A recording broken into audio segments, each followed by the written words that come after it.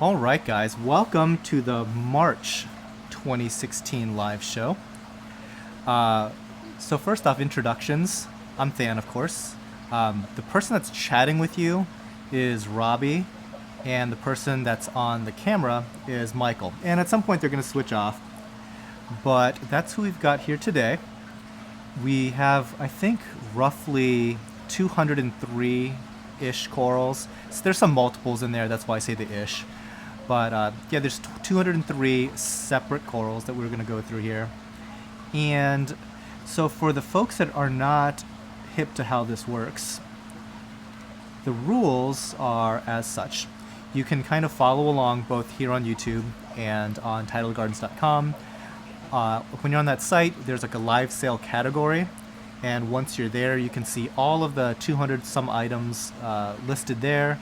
You'll just see the item number and the price and perhaps the quantity. And you kind of have to pay attention to this live show to see what all those items are. I was debating on whether or not just to like publish the full list of all of the corals, just so you can kind of have like a general idea of what that looks like. And am I able to do that here? Not really. So the list is so long that if I did it, it wouldn't fit in the chat itself. So, and I didn't want to put on the website because then it would be like 5 pages long before you got to any of the items. Didn't quite work out. I was hoping I could just toss it into a comment, but there's no way to comment on this thing until after it's published. So, unfortunately, you're going to have to wait along with the rest of us. All right, so where was I on the rules? Shipping. Shipping is a $39.99 flat rate, and orders over $250 ship for free. This live sale works by actually checking out with those items. So if you do see something you like, you kind of have to purchase it on the spot. Just putting it into your shopping cart really doesn't do anything. To really reserve the item, it has to be fully purchased. So at the very end, we consolidate all the orders. So if you have to place like 5 separate orders, don't worry about it. We consolidate it, make sure that like you've included at least one shipping module. And if it's over $250, obviously you don't have to include the shipping module. Okay, just checking chat here. Hello everyone. I'm not going to say hello to absolutely everyone this time because it looks like there's a bunch of people already in chat. So I will leave all the highs and hellos to Robbie. Okay, other thing, I have to say my warmest thank yous to the Patreon crowd. These are so far the 2-month donors. I think that to get onto this little shout out page for Patreon, it's like it's at the $5 level. So thank you so much to Kevin, Nate, Luis, and Jeff. Thank you guys. Don't want to spend too much time on Patreon. I'll say thank you at some point again at some other time in this broadcast. So what have we got going on here? The first coral here is a tricolor Lobophyllia. This is it's kind of a maze brain coral, if you're familiar with that type of thing. This has like a larger channels than some of the other ones that we've had in the past. I'd say that this particular piece is a couple inches in size. They're pretty easy for the most part, and I kind of like it when we can hit it with this LED flashlight that we have for some actinic, and you can see once it gets the light that it really brings out a lot of that internal fluorescence. Yeah, there we go. In the middle, and you can see all like the speckles kind of pop up. So the lighting that we're using is primarily T5, but we also have this actinic LED flashlight, which helps to bring out some of that fluorescence. So for every single coral, we'll shine it a little bit with the LED to give you an idea of what it looks like under slightly different lighting. Okay. So let's see. Yeah, let's move on. I've been trying to get a little bit better about keeping a good pace, but I always end up like getting stuck on stories, or we end up talking about movies or MMA or something like that, and stuff bogs down. So I will try at the very least to keep it moving to 2 minutes per coral max, if possible. This is the second tricolor Lobophyllia. Now, it looks different than the previous one that we showed, and I have a feeling that they're actually the same coral. They're just kept in different aquariums, and depending on the lighting and the intensity of that lighting, you'll get different coloration. Yeah, you can kind of see this one seems to have a lot more of like the green on that inner portion. But yeah, really cool corals if you're looking for nice showpiece LPSs. All right, let's move to number 3. And this is a slightly smaller specimen, more similar to the first than it was to the second.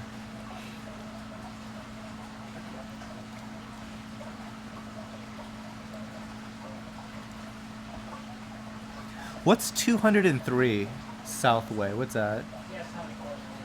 Oh. What's Southway? Oh. Like, I don't understand. Is that... That's his name. Alright, let's move on. Number 4. Platygyra. So Platygyra are the common name is a brain worm coral.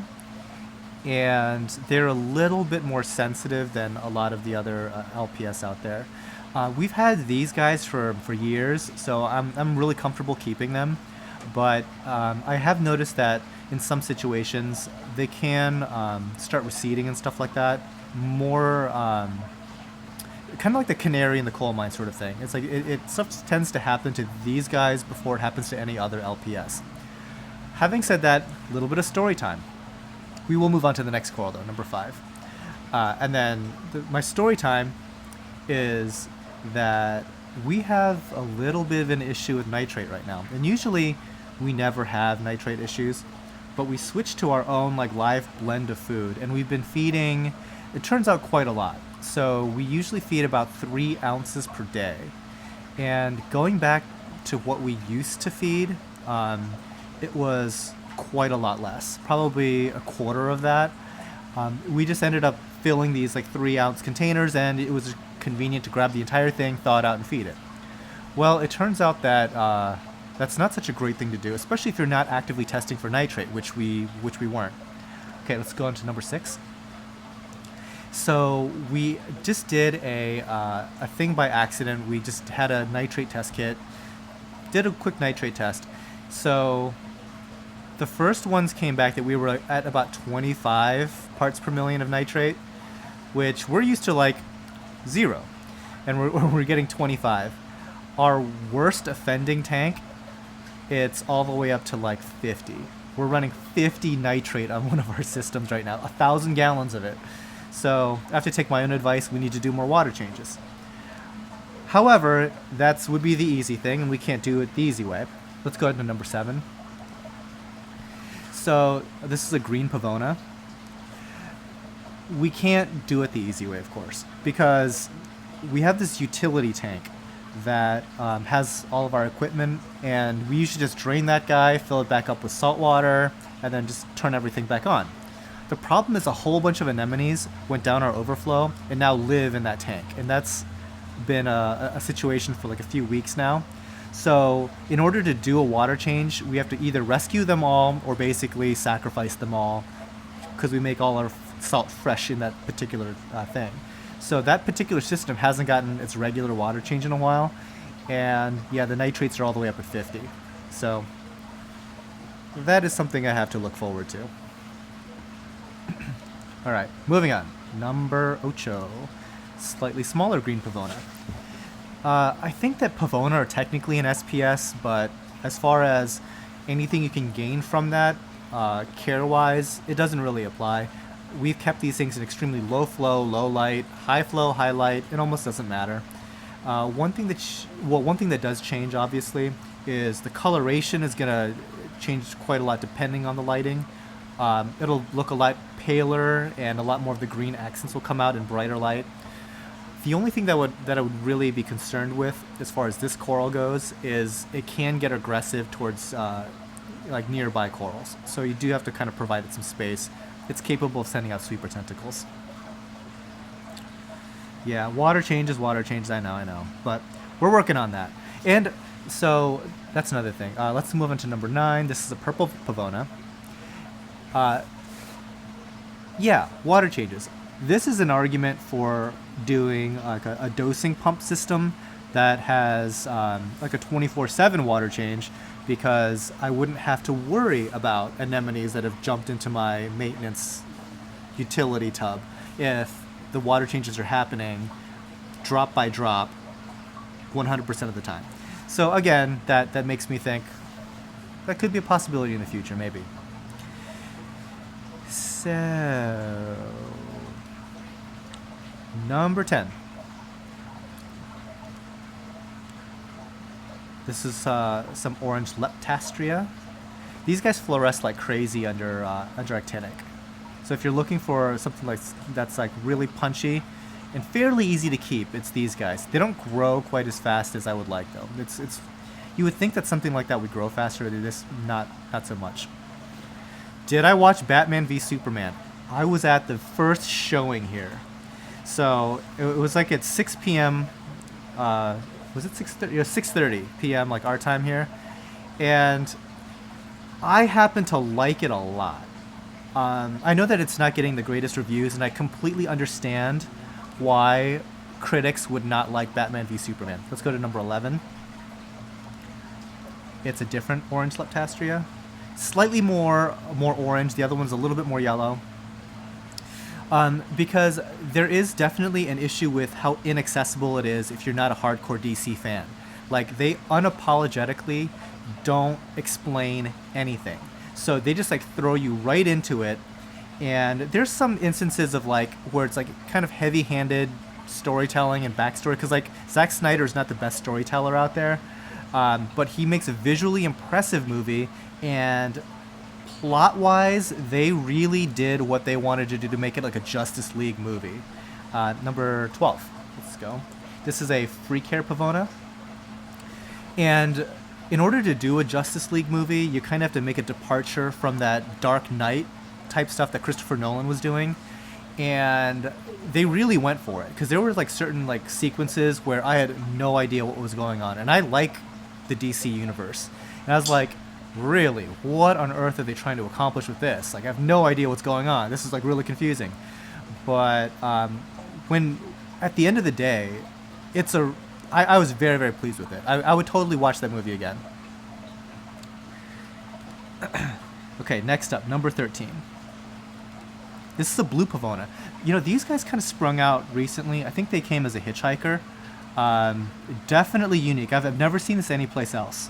And it's hard enough to find stuff that's blue and fluoresces. So, I mean, this is something to keep an eye out for. Yeah, like I said, it's never come in as its own coral that, oh, we intentionally harvested a blue pavona. Here it is. It's always been just like something that was growing like this tiny little nub on some other thing like a zoanthid. So we finally have started growing these guys out. Let's see, Batman, Ben Affleck. I'll go out and say that Ben Affleck's Batman is my favorite. I like him better than Christian Bale's Batman. And I don't even know who else even counts. Like, I don't like any of the other guys that did it. Clooney, all those guys, whatever. Number 14. This is an orange pavona. And you can see how this guy has his sweeper tentacles out. That's what I meant by you have to give these guys a little bit of space.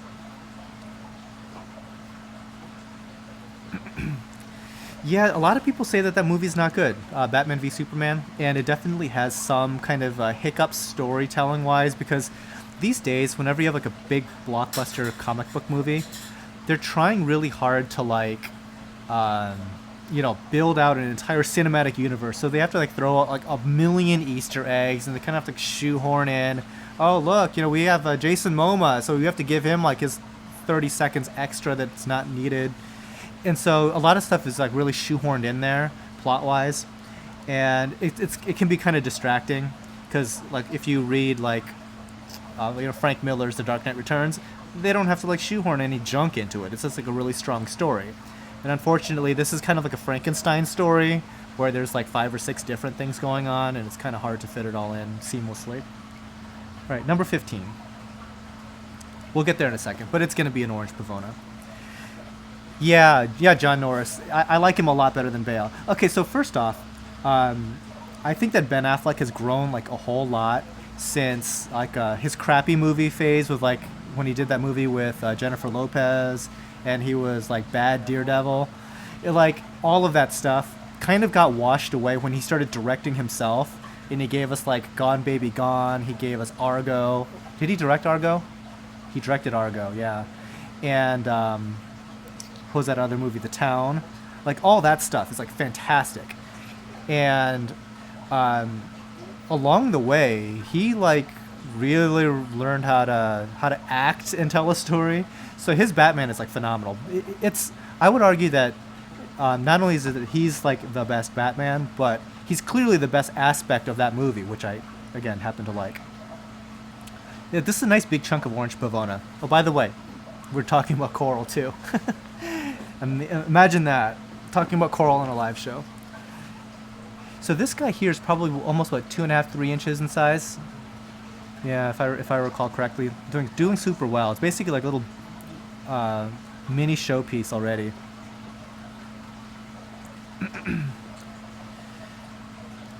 Yeah, I don't want to give any spoilers out, but I mean, if you're a DC fan at all, I mean, if I say Doomsday, what's Doomsday known for? Spoiler. Spoilers. Sorry, Robbie. Still. And here's the thing, like Zack Snyder can make a really pretty movie. Number 16, let's go. This is an Ultra Leptoseris. So I always liked the aesthetic that he's able to put forward. I mean, I liked 300. I really like Watchmen, that sort of thing. But he is a kind of a clunky storyteller, which I think got helped out a lot by Ben Affleck's writer buddy. What's his name? I forget his name, but he's the person that wrote Argo, and you can tell, like, as far as like dialogue goes, I was super happy with the writing that was in Batman v Superman. Like really memorable scenes, memorable lines. Okay, next one is a slightly larger Ultra Leptoseris. So this guy here, it's kind of tough to tell, but he covers the entire disc. This Leptoseris for us has been growing pretty much out of the water. I mean, it's been extremely prolific, and we've kept it in a bunch of different types of lighting.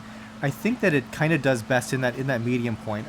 The stuff under low lighting definitely grows, but the coloration isn't quite as nice as the stuff that's in brighter light. As far as flow and stuff, I don't think it cares. All right, next up, number 18 is a golden Leptoseris. We have 4 different types of Leptoseris. The Ultra that you saw has a lot of green in it, but it has kind of like that 50-50 split between the green and that orange gold. The golden is pretty much all gold. Let's go on to the slightly larger golden Leptoserises, and we do have multiples of these. So if you're looking for just like a solid color, definitely go for the gold or the green, because we do have a green one. And let's go one more, number 20. This is a small jack-o'-lantern. So the jack-o'-lanterns have like the really small yellow eyes. The Ultra, that yellow goes all the way to the edge. It kind of bleeds out all the way to the edge, whereas like these jack-o'-lanterns, that yellow center kind of stays localized there.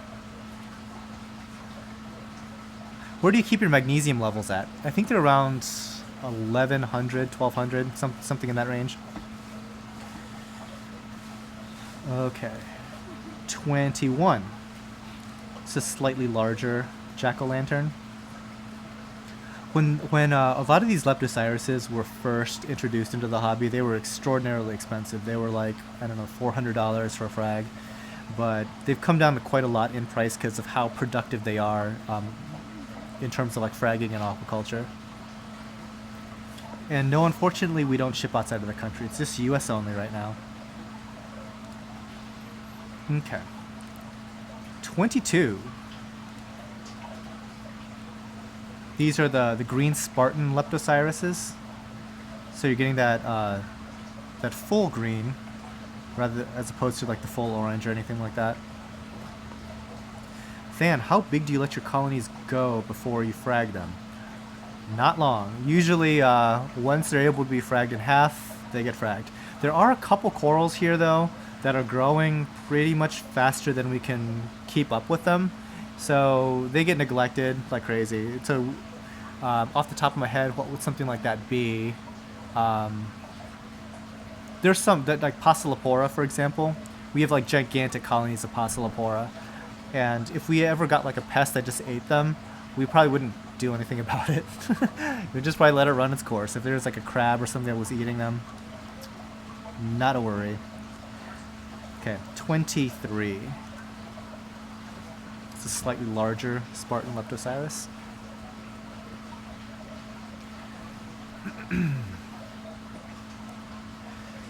Okay. Moving on. What kind of salt do we use? We use a brand called Omega C.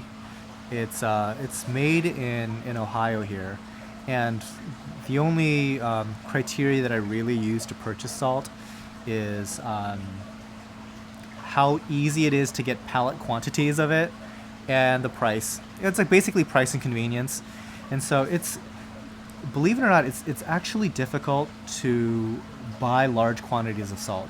Certain salt brands are only done through like big distributors and stuff, and they want to send like a 60-foot semi truck, and that doesn't work with me because I have a small driveway. So they're unwilling to send it on a smaller truck, that sort of thing. So that company, I don't care if they make the best salt on earth, you're gone. It's like deal killer right there. Some salt is like simply too expensive for how much we would use. Now that we're into springtime, by the way, this is a Montipora setosa. We're going to be talking about, I don't know, 15 or 20 Montiporas now. So yeah, salt. What were we talking about? Pain in the butt to get salt. Some salt is like way too expensive, and like springtime here, we go through a ton of salt. Like on a good week, we'll do 700 gallons in water changes. So if you do the math on that, we can't be spending huge sums of money on overpriced salt. Okay, number 25. This is a German blue Montipora digitata. This is a branching variety. Okay, let's see. Where's the candy? No candy. There's no candy anymore. So, I haven't announced this yet, so I'll announce it now, I suppose. But I'm going to be going on vacation. A huge, like a super flight deal just fell into my lap. And I wasn't planning on going anywhere, but as soon as that flight deal came, I was like, okay, I'm gone. Like instantly, on the spot, gone. Let's go on to number 26. This is a Montipora spongotes, another branching variety. So I found a ticket from Chicago to Okinawa, Japan for $600 round trip. Now that sounds good, right? But to put into perspective, a round trip ticket from Tokyo to Okinawa is $700 usually. So to get a round trip ticket from Chicago all the way to Okinawa for $600 round trip, I'm getting on a plane. So I told, just happened to tell a couple of my friends, just like, kind of like what I'm telling you guys. Hey, I found a great flight deal.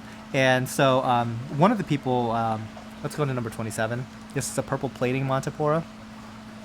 One of my friends is basically my best friend's wife. Actually, Suzanne. Suzanne was the girl that was here during the Halloween live sale that was banning everybody. So she was, as soon as I told her, she's like, I'm game, let's go. And unfortunately, her husband Lawson is going on a cruise with his family during that time, so he can't come. So it's just like Suzanne and then her friend from law school, Erica. So it's going to be like Suzanne, myself, and Erica all going to Japan. They've never been to Japan before, and we're just going to have a blast. I'm looking so forward to that. Okay, number 28. Green plating Montipora. So if you recall, I have a couple of friends in Okinawa that are doing research on zoanthids and stuff, so I'll be seeing those guys for the first time in years over there. I hope to get some diving in. I hope to get to see the aquarium. So a lot of stuff. How does this relate back to the candy situation? I can't eat any more candy. I'm on a diet because I can't look like a whale while I'm on the beach in Okinawa, because Japanese people, they whale like crazy over there. So can't have any of that. Number 29, it's an orange plating Montipora. Now, I needed to get in shape big time. I'm actually the heaviest I've ever been right now. And one of the guys that works here part-time, his name's Sean. I think I might have mentioned him a few times, but he's like a personal trainer. So I'm working out with him like 3 times a week. Plus, he's giving me homework for like the other times of the week that I'm not there. So I do like 2 things of cardio a day, like once in the morning, once in the evening, plus weightlifting during the day at some point. And I get like active personal training sessions about 3 times a week. All to go on vacation. I can't wait. It's gonna be hilarious. All right. Southway, do Montipora grow quickly? They're supposed to, especially this plating variety, like the orange plating stuff. Yeah, they're one of the faster growing kind. A lot of light. You want to provide quite a bit of light for these things too. Number 30. This is a different type of purple plating Montipora. This guy doesn't have quite the texture that the other one does, but has bright purple polyps.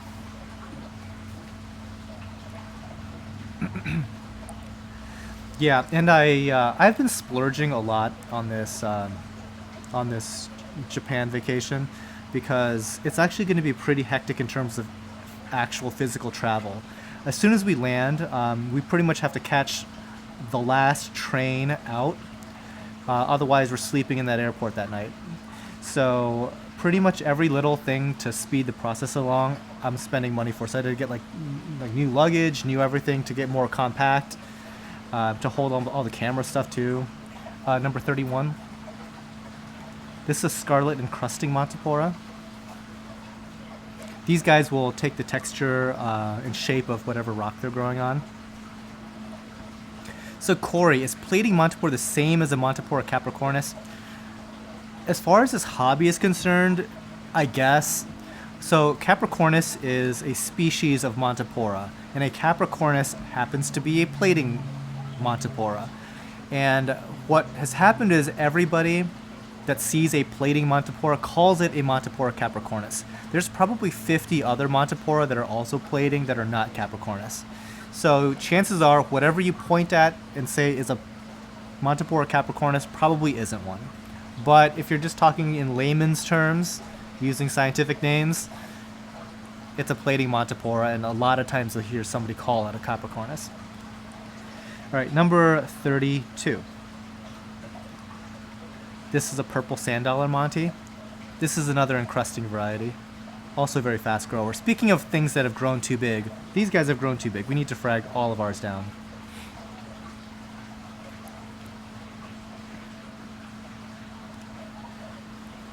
Number 33. Montipora undata. Where are my Easter eggs? Go watch Batman v Superman. There's tons of Easter eggs. I think this is a Montipora undata anyway. You can kind of tell by how the polyps are spaced apart and how knobby the texture of the actual coral is.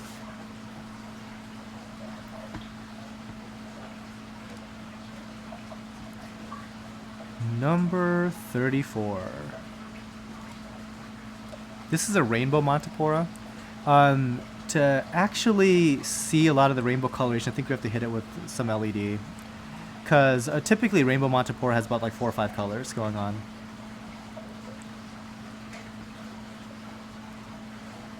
I do have a biology degree. Yeah. Somebody was asking in chat if I had like a marine biology degree. I kind of do. Not that I use it a lot. Number 35, moving on. It's a small, tiny, itty-bitty Superman Monty. Gaming Man, best way to get rid of hair algae on rocks. Do a water change and physically remove the hair algae. That's the best way.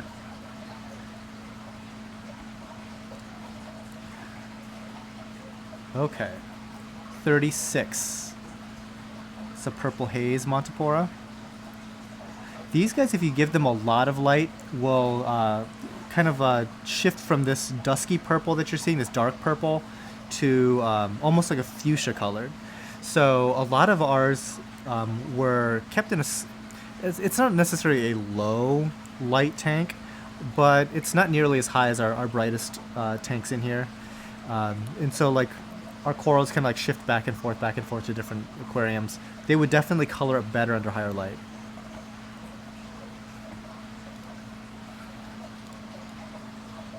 Okay, number 37.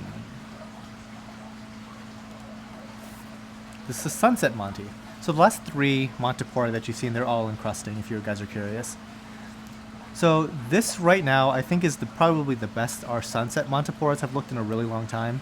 You want to get that bright, that orange base, and some of these actually develop like a multicolored orange and bright green polyps. That's kind of like what you're looking for with the Sunset.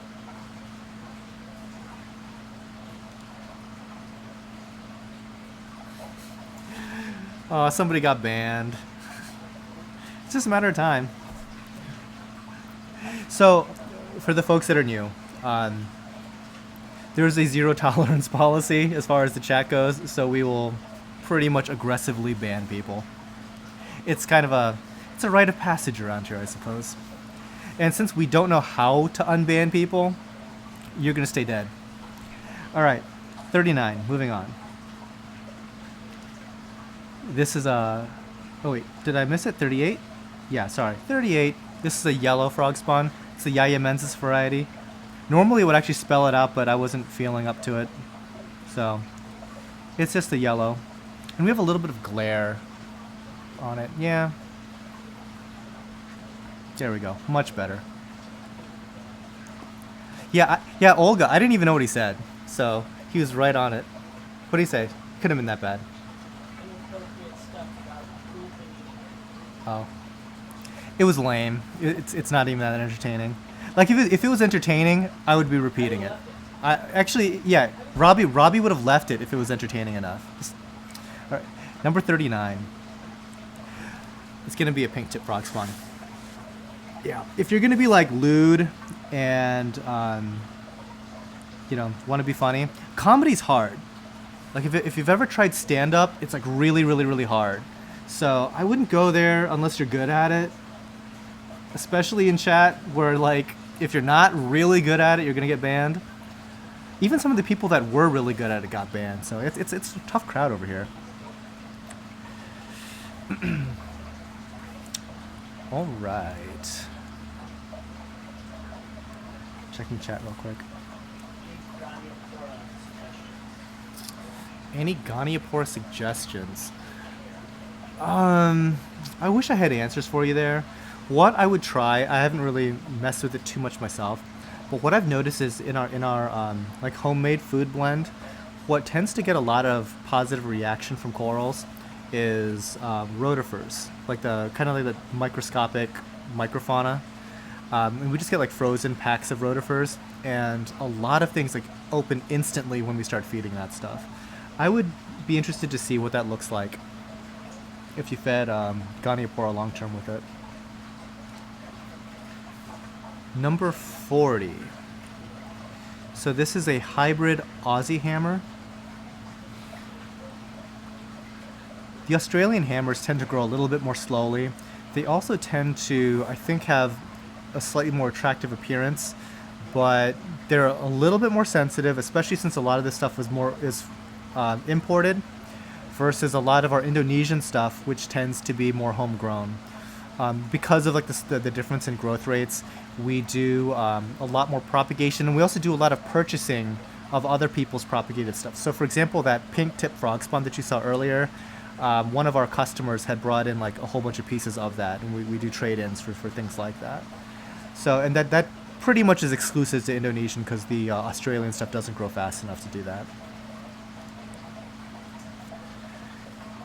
Okay. 41. This is an Australian green tip hammer.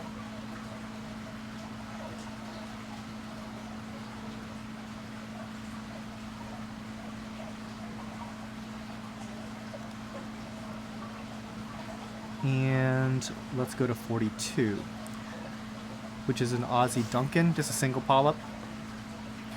These guys, if they're going well, they'll add additional heads pretty quickly. They grow buds at their base. And 43 is a larger Duncan that has 2 heads. You can see the different colored bases you can get.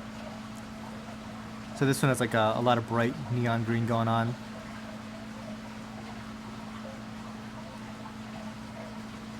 What's the hairy stuff on 40? It's probably algae. It's springtime. There's nothing you can do about algae growth when it comes to springtime in large volumes of water. It's like if you imagine at home, one day, like literally go from a regular cycle all winter long to the next day, turning up your lights by about 50% higher and leaving them on for 4 hours longer. That's what spring is like here. You get instantaneous overload of heat and light for a much longer photo period, and you can tell the moment spring hits around here, and invariably algae starts growing. So the way that we combat that, let's go to number 45. I think Duncans are all Australian as far as I've ever seen.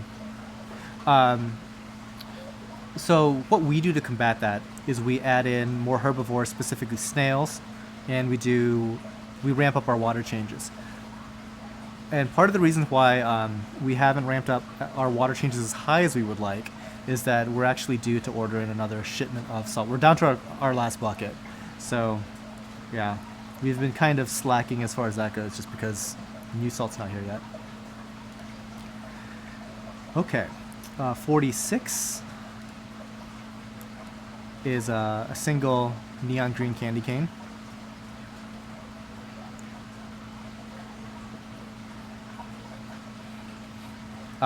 So that thing that might have been on there was not a algae. It might have been a vermetid snail. Yeah, and usually when it comes to vermetids, we just break those off, bone cutters and scrapes. 47. Or no, sorry, 46. I get ahead of myself so easily. A smaller neon green candy cane, a single polyp.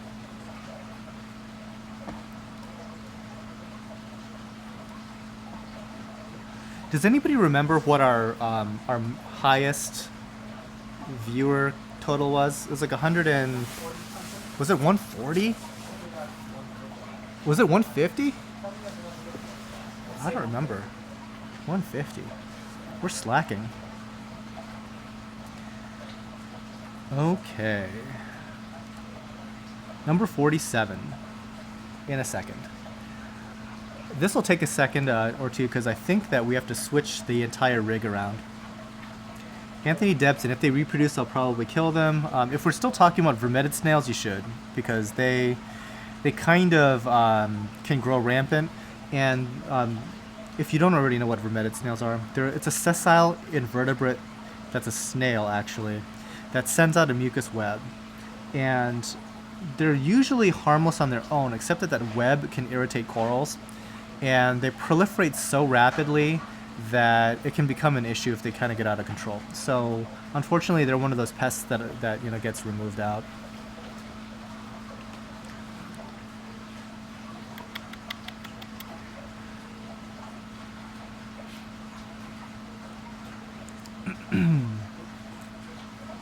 Reading chat. All right, so I'll go over ordering real quick. So in order to order, you have to go to tidalgardens.com, and once you're there, there's a live sale section that you can find it on the top left of the navigation. It's going to be like a blinking red dot that says live sale. If you click on that, you'll see this video at the top. Below that, you'll see some instructions, which is basically what I have on screen now. And below that are all the item numbers. And so you'll see the item number and probably the price, and you essentially just check out with the regular shopping cart. So So if you see something else on the site that's a regular item, you can combine that with stuff from the live sale. They're all just items in inventory. Shipping is $39.99. It's free after $250. Yeah, just read over those rules if you need to. But long story short, that's kind of how that works. It lives on both YouTube and on TidalGardens.com. We only ship to the U.S. I guess that's the last point. All right, so we left off on number 47, I believe. Okay. So this is a yellow scroll. You can remember when I was talking about spring, how you can immediately tell? Well, this guy usually has like a dark purple base with bright yellow polyps. And you're already seeing like the bright yellow polyps, and the base is getting a lot lighter. Again, springtime. So everything is getting more light. When these things in particular get more light, the entire thing will turn yellow. Rico's Reef. When did it start? It starts at 2 p.m. We shifted it down rather than 3 p.m. to 2 p.m. Earlier start time because we've added in more corals. Before we went to about like 150-ish. Now we're regularly into the 200s, and there's a chance that we might be into the 250s on average later. So yeah, it was getting to be a little bit bad when we were ending closer to 6 o'clock in the evening, so we're starting a little earlier. All right, next up, 48. This is a Miami lobo. Lobophyllia are a type of brain coral. I would say that they're on the easier end of the spectrum. And they can also be propagated. Like, unlike trachees and stuff like that, you can't really cut a trachea and hope for a lot of success. You can cut lobophyllia. Multiple orders, Brad, not a problem. It's actually probably advised just because to actually get the item, you have to fully check out with it. So to avoid missing out on something, it's best just to check out, and then we consolidate all the orders on the back end. Okay, 49. This is a green helmet fungia. A little bit overexposed. Needs to be down a little bit in the brightness. There we go. Yeah, some of the highlights are blown out on this guy. So if you didn't already know, fungia are plate corals, and you kind of have to keep these things on a substrate because they're capable of moving, and so if you put them on rocks or whatever on top of the rockwork, they'll pretty much within 24 hours be on the substrate, and hopefully not face down or face down on top of another coral. Excuse me. They grow pretty quickly, and these are called the helmet variety because they're actually kind of cup-shaped. And so when you're introducing them into your tank, you have to make sure that there isn't like an air bubble stuck underneath that little thing. That's all. Okay. Next up. It's a ruby scolemia. Monnier McNamee. Did I miss the zoas? No. There's going to be a lot of zoas towards like the last third of this show. Are fungi SPS? No, it's a LPS.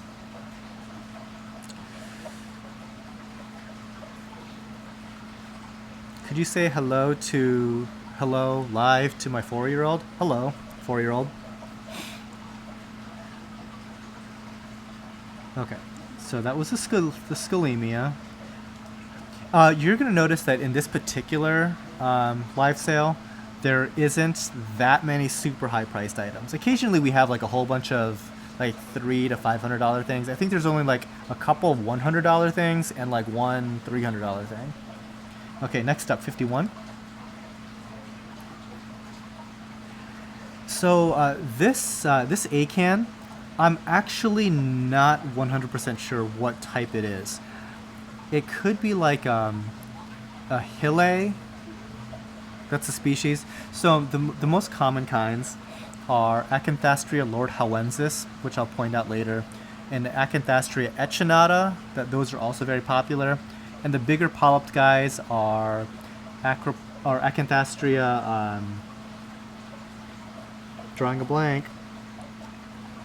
Bowerbankies. So this is not any of those three. It's something very, very different, and they grow like rounder, I guess, as the entire colony shape. And they're slightly larger than both the Lord Howensis and Echinata varieties. Kind of a curious one. Okay, next up, number 52, is an Echinata. Typically flatter, slightly smaller. Okay. Hello, 4-year-old daughter Lily. There you go. Okay. Next up, this is a slightly smaller Acan Echinata. I forget what we called these, so it's just labeled as an Acan Echinata, but it has one of those funny names as well. One thing to note about Acanthastrea is you can't kind of mix and match.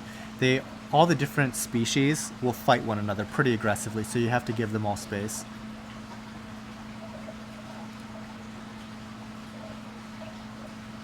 Okay. 54. Another Acan Echinata. I like these guys that have like that multicolored center. Any dank memes today? I think the only the most recent dank meme that I kind of like is Ben Affleck being all mopey, being asked questions about the low critic ratings on Batman v Superman. If you haven't seen that, that's pretty funny. And I also enjoyed Bernie Sanders literally turning into Bambi, or like some kind of Disney princess, with that whole sparrow incident. You can look that up as well. Right, 55 is a UFO Micromussa. So right now, this Micromussa looks pretty indistinguishable from an Acan Lord. I can't really describe to you how it's different, in fact, because that really does look like an Acan Lord. But generally speaking, Micromussas have much smaller polyps, usually a quarter of the size. But we've been propagating these and feeding these guys for like years now, and so they're just gigantic. They look just like Acans.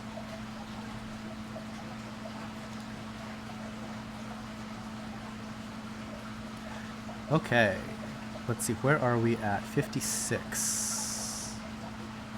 This is a red pinwheel Acan. So this is actually an Acanthastrea Lord Howensis. Do you ever get any acro crabs? Yes, we do, on like wild colonies occasionally. We don't buy a ton of Acropora, mainly because we don't have great systems for them right now. They don't like to change in seasons. We do a little bit. I mean, actually, within about 15 minutes here, you'll see our acros. This is probably the last time they'll look good for a while. They typically only look good like towards the winter time. The summertime is like too bright and like wonky stuff happens. Okay, next up, number 57.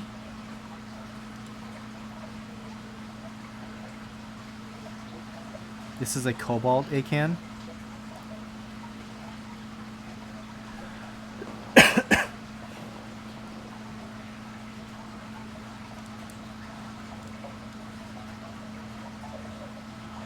Okay.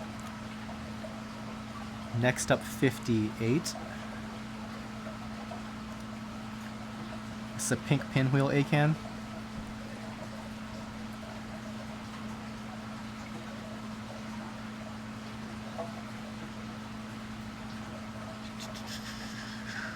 So, one of the, you might have noticed that I haven't done a video in a while. So this is the first video that I've done since, what's the last video I did? I did like the 5 tips on how to start a reef aquarium. Next up, 59. Part of the reason is like I literally ran out of hard disk space. So I've been testing out some servers and stuff like that, trying to like centralize all of my data storage for videos. That wasn't working out, but I finally got some new drives here, so I can start making videos again. Number 60, let's go ahead. This is another type of red pinwheel. in a second. By the way, for those people that don't know, when the screen goes black like that, nothing's wrong. We just put the lens cap back on the camera, and then we have to move the entire motorized sliding rig. So, nothing's wrong. Actually, Robbie, can you hand me my my little underwater guy? So I had picked this guy up, this little action camera. It's a little Sony. It's kind of like a GoPro, except that I think it takes better images. And I hope to use this in a couple of the upcoming videos to kind of show some underwater stuff. I haven't had an underwater camera in a long time because I had like a professional one, and I lent it to the girls over in Okinawa. And the idea was that they would send back a whole bunch of footage from diving and stuff. Problem is, Okinawa is kind of treacherous. Like, I'm used to diving like the Caribbean and places like that where it's like really calm and like, you know, it's pretty cool, whatever. In Okinawa, your life is in jeopardy every single time you get in the water. Sometimes like the current is so strong it'll blow your fins off, it'll blow your mask off, and it'll just like sweep you 300 miles into the ocean. So I'm like, yeah, you know, you don't need to kill yourself to send me video. I don't even care. So yeah, so I'm gonna risk my own life, go scuba diving, and shoot some video. So we'll see.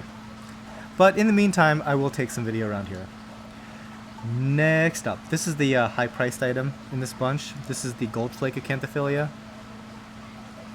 So Acantophyllia are like it's a showpiece, large polyp stony. It's a giant brain coral. You might want to just move the entire rig back to try to get the whole thing in frame, because it's a pretty chunky piece. And yes, Rob, I'm in front of a green screen.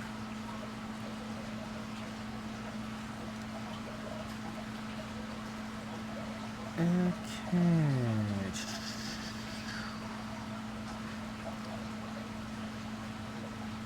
There we go. I should do a 360 video of the greenhouse. Yeah. Don't have a 360 rig, unfortunately. Okay. Let's move on then to number 62. Australian elegance.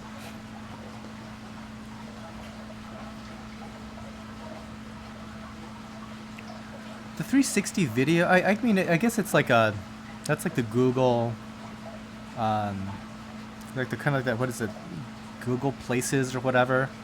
We actually had a photographer come in and put that together for Google.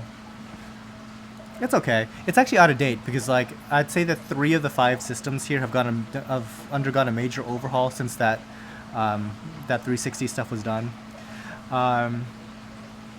Actually, if you guys are really interested in behind the scenes stuff, become a patron on Patreon for like $1, and then I post up a lot of like vlog type material which I shoot with like an iPhone, and I go over like a lot of like the more mundane stuff, day-to-day type stuff. Okay, 63.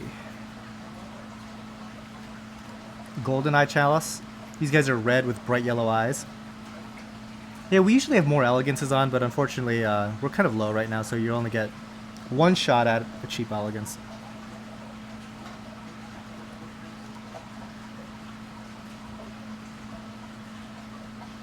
How does store pickup work? After you're done shopping, just send us an email and we'll schedule something.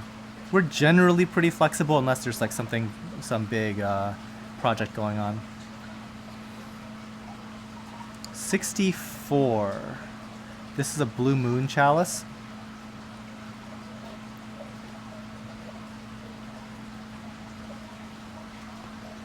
There we go.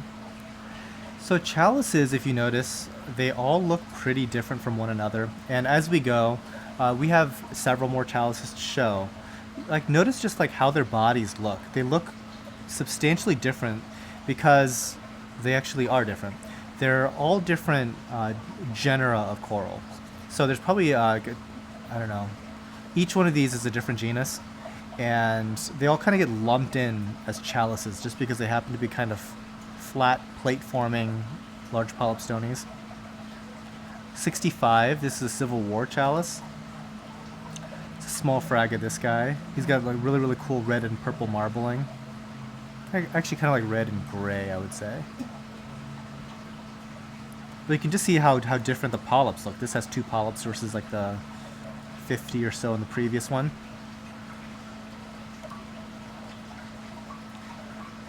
Number 66. This is a mean green chalice.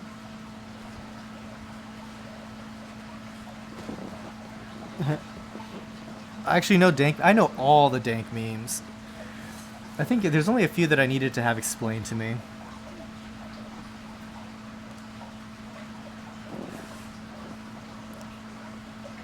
$67. Okay, so in the comments, tell me what is your favorite and least favorite meme. I'll tell you mine. My favorite meme, absolutely by far, is Insanity Wolf, even though I'm sure like most of those are made up. And my least favorite is, you know what grinds my gears? You know what grinds my gears? The fact that anything can be put into that's just a random complaint. And that's grinding your gears now. It's a dumb meme. Alright. 68. Hollywood Stunner. When do you guys normally ship out? We usually ship out between like noon to 3:30 is when we do most of our shipping. Did I study marine biology? Sort of. I have a biology degree for an undergrad, but I wouldn't say that I use that much. I don't use any of my degrees, let's be honest. So I did that. I did computer science. Well, I do business, so I guess that counts. But if you go to business school, it's not like entrepreneurship.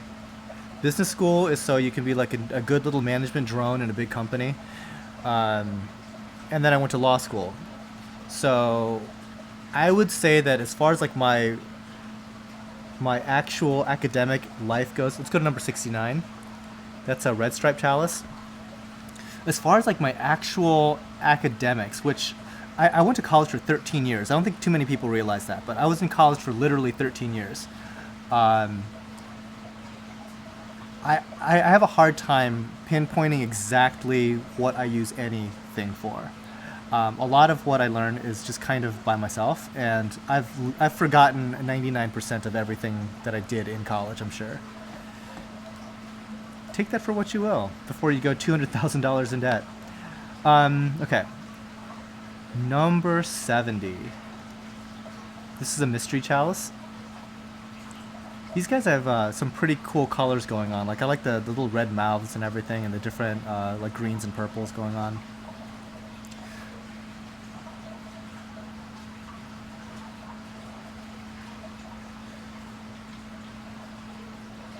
Let's see. Favorite meme is the Shrek stuff. I haven't seen those. Alright, 71.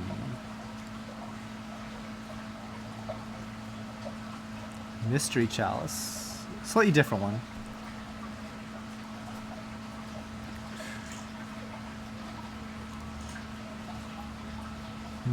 Let's see.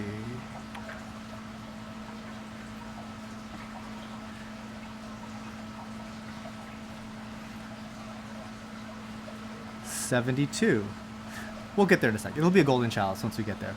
I'm wondering, like, I kind of like want to bookmark this particular live sale because I have a feeling that this is going to be the best these corals look for a few months. Once we get into like summertime, a lot of stuff tends to like get really squirrely looking. So I'm like looking at on stream here, and like some of these corals look really good. I'm thinking this might be the last time for a while.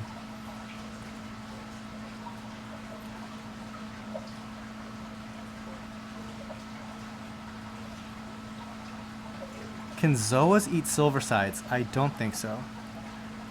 Like a Paleothoa might be able to, but a zoa probably not. I mean, zoas don't eat a lot to begin with.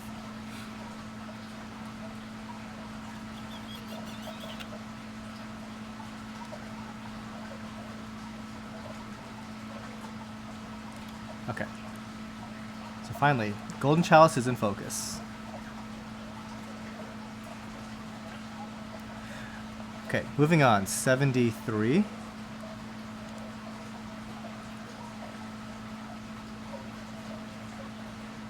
So, I don't know why Lithophyllon are considered a chalice, because they're by far the most different of all of these. They kind of look like a fungia or any type of like plate coral, but has like a whole bunch of mouths. And these things don't have that moving around issue.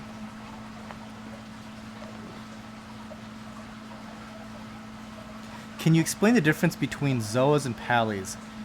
Not very well, but I would say that the vast majority of stuff that's called a paleothoa in this hobby probably is not. I really wanted to go visit this professor in Okinawa, who my two friends over there, they do research in his lab. So the one friend does stuff on zoas, the other one does stuff on paleothoa. And they could tell you very, very succinctly what the difference is. And now it's getting to the point where they're doing genetic testing. That's actually probably what they do the most is genetic testing of these different morphs. But there are all these physiological differences, and unfortunately, like in this hobby, for whatever reason, let's go into 74. A lot of stuff that just happens to be the same size gets lumped in together. I mean, we're talking about chalices. All of these are a different genus, but they all get lumped together. So a lot of stuff that like it looks like a big zoanthid gets called a paleothoa, and that's why a lot of it gets very confusing. Once we start getting into the zoas and pallies, I'll point out the ones which are pallies. There's like only a handful, and look at just how different their polyps look compared to zoanthids. I mean, they're not really that close even. Me actually describing it, I don't know if I really have, the best terminology for it. I'd say something wrong. 75. One of my favorite corals, pectinia.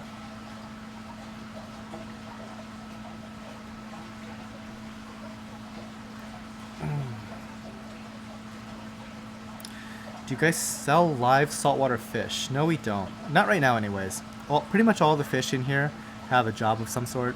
Mostly algae control. Mostly. There's some freeloaders here, like we have a harlequin tusk. Doesn't do anything except probably eat snails. 76. It's a little purple pipe organ. Now we call these purple, and so we have two varieties of pipe organs, which are called pipe organs because they have a red skeleton that when it's completely dead, unfortunately, it's bright red. But because this doesn't look that purple, I guess it's more white than purple, but it kind of has a purple sheen to it. The other ones are like a wintergreen, and those are definitely a lot more green colored than these.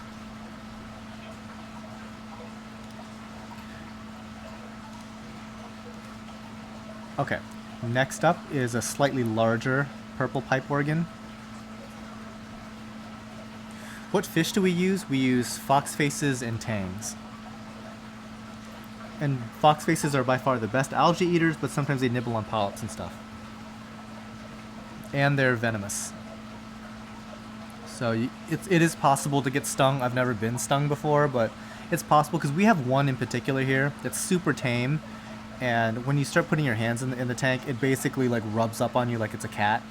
And so it's just a matter of time before he stings somebody probably.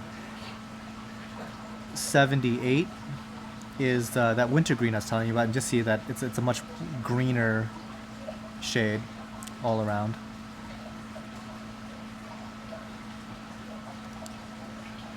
We do have like a major aptasia problem in a couple of our tanks, and so I'm definitely on the lookout for some copper band butterflies, and we should just bite the bullet and buy some peppermint shrimp. I haven't. They've been on my shopping list for like a long time, but we don't deal a lot with a ton of wholesalers or anything like that. So, we don't place regular orders like ever. I don't think we have in like the past 12 months or anything like that. Like an actual order online for stuff for like livestock, we don't do that. So, I've just been putting it off, but we need to get some cleanup crew in that way. All right, number 79 is a larger wintergreen pipe organ. We have a couple of these available. You'll see that X2, that means that like we have 2 available at that price. Okay, so Mr. D, I got a coupon from you guys for my aquarium box I would like to use. Okay, so those are coupon codes, or not gift cards. So when you're going through the checkout process, there's a spot for gift card and there's a spot for coupon codes. So just be aware of that. Also, coupon codes, every single time people receive a box from us, receive an order, we put in like a little pamphlet, and it has like a little coupon code for your next order. So sometimes it's like $5 off, sometimes it's like $30 off. So always kind of keep those handy. Okay, number 80 is a bright green Blastomussa welsey.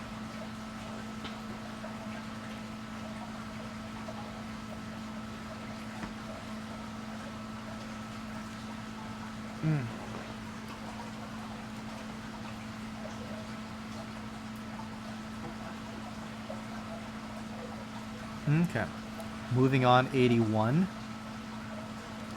I suppose I should say something about Blastomussa. Right now they're going to start struggling for us because like they never really like the summertime. I think a lot of it has to do with the amount of light that these things get. They typically like much dimmer conditions. So if you have like an overwhelmingly bright tank, I would kind of like look for shelving and stuff like that, and try to like find shady areas for them. 82. This is a red and purple Blasto welsey.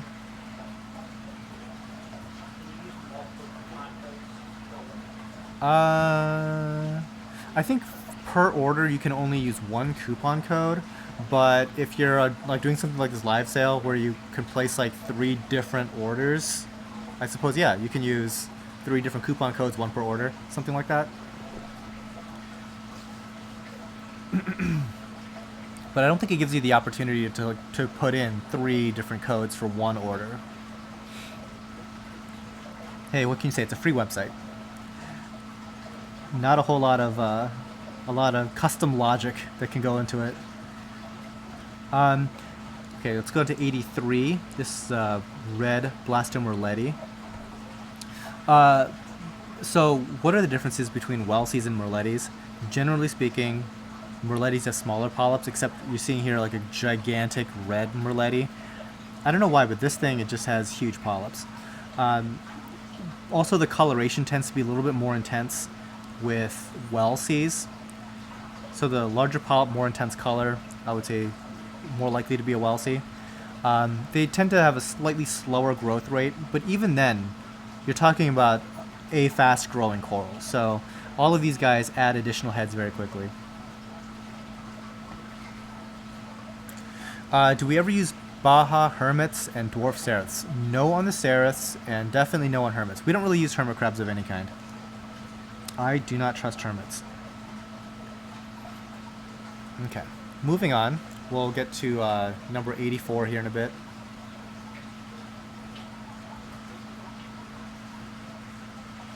I didn't get a coupon code in my box. In the My Aquarium box, or in a box that you got from here? Because I guarantee you got one from here.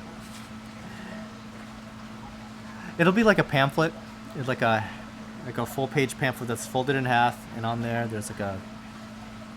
You can't miss it. So this is a abysmal worm rock. Once it gets into focus and all that fun stuff.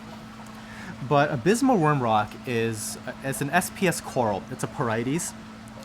And on this colony of parietes is a separate colony of worms, which are all freaked out and hiding. Yeah, oh, it was, I see. It was the fox face came over and just like started messing with these worms. So they look like brightly colored, multicolored feather dusters in those tubes. And they all pop out and they filter feed from the water.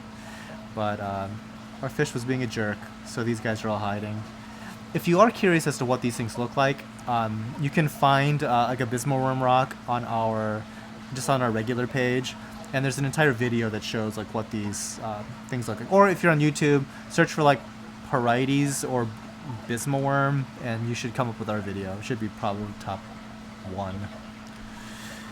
Okay, number 85.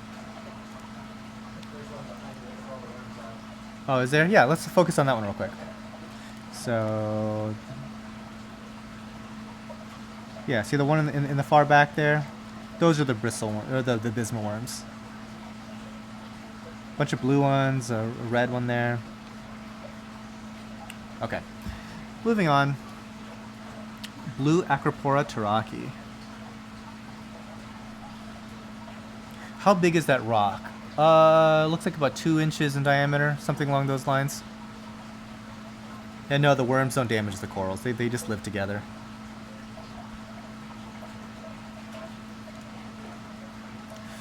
Okay, moving on after that, we have a yellow Acropora taraki, number 86. So Acropora tend to be the most challenging coral for us. They tend to be the most sensitive to changes in lighting, changes in temperature, that sort of thing. And so it's entirely possible for one of these things to change color almost overnight. They're also susceptible to certain pests. If you've ever seen our pest video on YouTube, there's something called red bugs, which are kind of like fleas that can sometimes pester these guys. And there are Acropora eating flatworms, which is a real problem, where like it's basically a planaria type thing that grows on them and just starts chewing little patches off of them. It's a pretty horrible thing. So being both sensitive to any kind of critical changes in water chemistry and lighting and whatnot and flow, and also susceptible to pests, I think make this one of the most challenging corals. And RTN and STN as well, rapid tissue necrosis, slow tissue necrosis, are both I think bacterial in nature, possibly viral, that can affect these corals. A lot of stuff can go wrong. Next up, 87. This is a red dragon.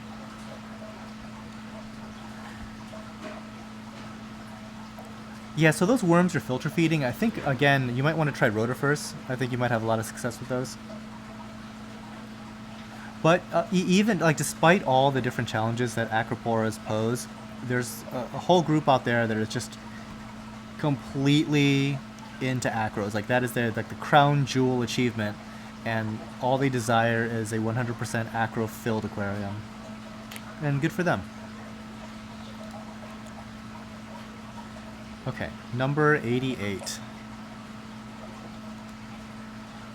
This is a purple bonsai. These guys, as they grow, right now you're seeing a lot more green in the body itself.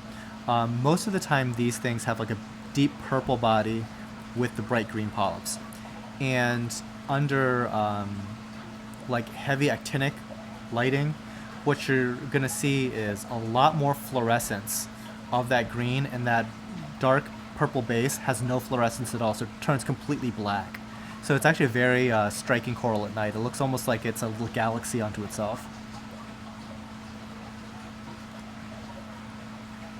Okay, 89. It's another purple bonsai, and I can tell by all its closed polyps that it's probably getting messed with by that tang, or the fox face.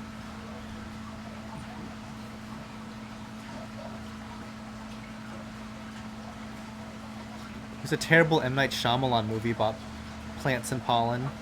The Happening. Yeah, with Marky Mark. Yeah, speaking of movies, yeah, M. Night Shyamalan. Not a good director. Number 90.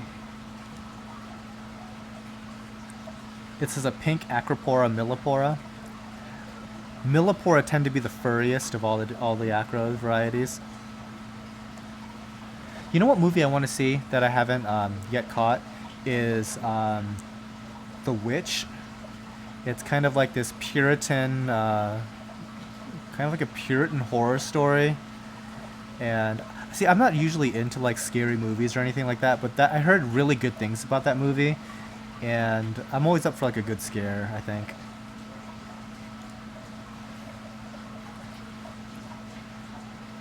All right, next up, number 91. This is a highlighter Acropora, another hairy variety. Marky Mark was great. I don't know what you're talking about. I always think, are you guys familiar with this YouTube series called Honest Trailers that's put on by Screen Junkies?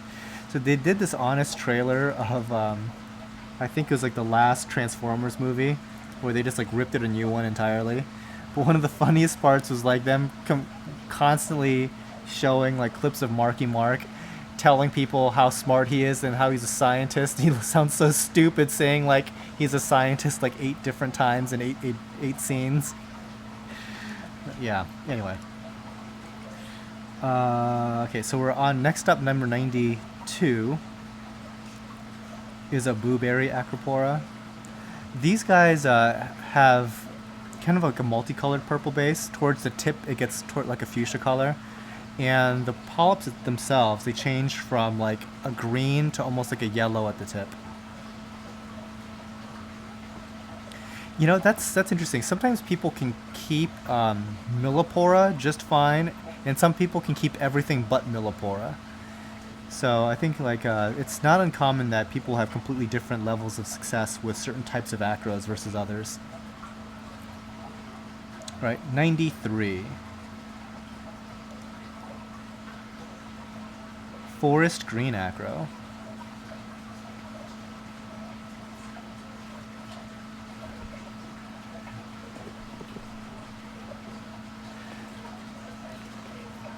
Yeah. Actually, I like any thing that's making fun of Transformers movies. Those are not my favorite movies ever. They are exactly what they're supposed to be, so I'm not hating on them for that. But I just like how they randomly go over to China because they need to sell more tickets in Asia. That sort of thing. Where like it makes no sense. Like, why are they in China now? But totally in China now. Alright, next up, number 94. And in that particular movie, there's like, they go quote unquote to China. But they're like so lazy that they forgot to edit out like the Sears Tower in the background from Chicago. So you can clearly tell that like this movie's being shot in Chicago because the actual filmmakers are so lazy that they couldn't like change the background. Yeah, anyway. I digress. Transformers movies.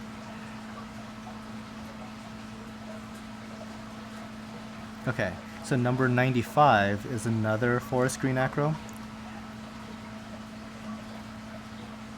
Oh yeah, thanks. The massive amounts of product placement in these movies, it is getting outrageous. I don't think I noticed any in Batman v Superman that was like super obnoxious, but like, have you guys seen? I think it's World War Z. Is that the one with Brad Pitt? It's not DayZ. It's World War Z. DayZ is the video game, right? DayZ, or is Brad Pitt. Okay, so in that Brad Pitt movie, there's a scene like pretty much towards the end, spoiler, where he goes to a vending machine and gets a Coke and drinks it. And that scene is no joke, 90 seconds long or something. It's like number 96. Yeah, so I don't know if you guys can hear the guys in the background, but like yeah, it's like the Mercedes-Benz commercial that was Jurassic World.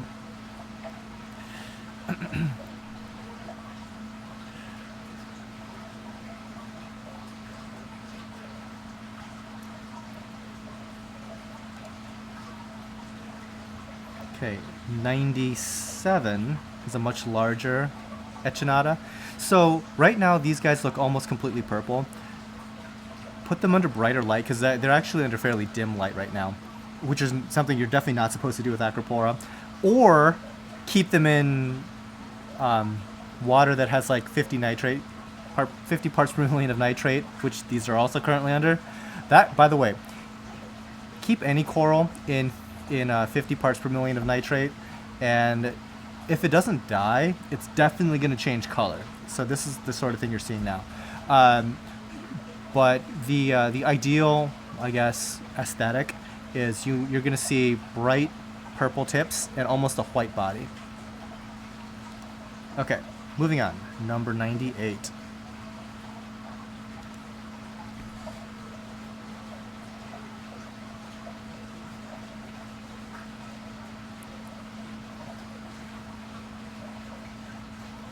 These are some purple acroporas.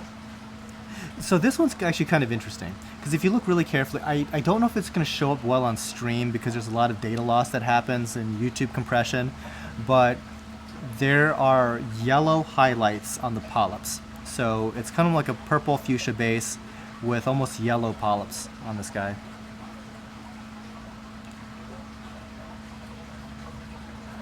Actually, we're not almost through them. There's like at least 20 left. So, yeah. 99. We're almost through the acros. Let's go to 99. We'll get there in a second. It's a green slimer. Spoiler alert. Curious about the nitrate issue. Did you increase the size or frequency of feedings? We increased the size. Probably accidentally by triple. And the homemade food might have had something to do with it too. Not just in quantity, but the percentage of the smaller stuff like rotifers that are more likely to go uneaten was way higher. So I think a combination of just like the sheer volume of food, less water changes, and more food that is harder for large things to consume cleanly, that probably had all a factor into our nitrates. And we didn't test nitrate for like 4 months. So it might have been like a process that had built up over 4 months. Okay, next up, number 100, a slightly larger green slimer. Can live streams be in 4K? I don't know if YouTube supports a 4K live stream. This live stream isn't even in 1080p. It's in 720. And the reason why is because our upload bandwidth is only 4 megabits per second. So we're actually data capped by our ISP more than anything else. If we had Google Fiber here, we would be able to broadcast in like a very, very, very high bitrate 1080p. Like really, really, really high quality. But unfortunately, no go on that. But even if we did have enough bandwidth for 4K and YouTube did support it, the C100, the cinema camera that we have, it's only a 1080p camera. And then the Terra deck, which is doing the actual broadcasting from the camera to my computer, is only 1080. And then the software I'm using to put in all of these overlays, like myself green screened in, like the comments, the overlays there, all of this stuff, it's done through broadcasting software, and I think it tops off at 1080. So I wouldn't expect to see 4K streaming for a long time, because there's like 10 components that all have to be 4K compliant. Okay, next up, 101. It's a blueberry Acropora, and most people don't have 4K screens to even play back on, so a lot of it might be lost. And you guys need to have the internet connection to be able to stream 4K, which is actually asking a lot, because most people don't have over 100 megabit per second download speeds. So there's a lot of challenges yet to 4K. Okay, next up, 102. But as soon as it's possible, believe me, I'll be one of the first early adopters. Seen London Has Fallen? I have not. I haven't heard a thing about that movie. Is it any good? Because, okay, a funny story. So, I was, like 2 years ago, I was in Korea. And I was asking my Korean friend, like, do you worry about North Korea? And he was like, no, that would be silly. And I'm like, well, they're threatening to do, like, you know, military action all the time, right? Let's move on to 103. Full screen again. And I'm like, yeah, I mean, aren't you worried about this? Because, like, in America, there's all this stuff about, like, how dangerous North Korea is. And how, like, we're almost at war with North Korea. And when I'm in South Korea, and they're like, yeah, they've been threatening to, you know, attack us for, like, the entire time. So, like, 40 years, like, every day. So we're kind of used to it. It's not a big deal. And then I go back to America, and, like, there's this movie, Olympus Has Fallen, which is, like, the precursor, I guess, to London Has Fallen.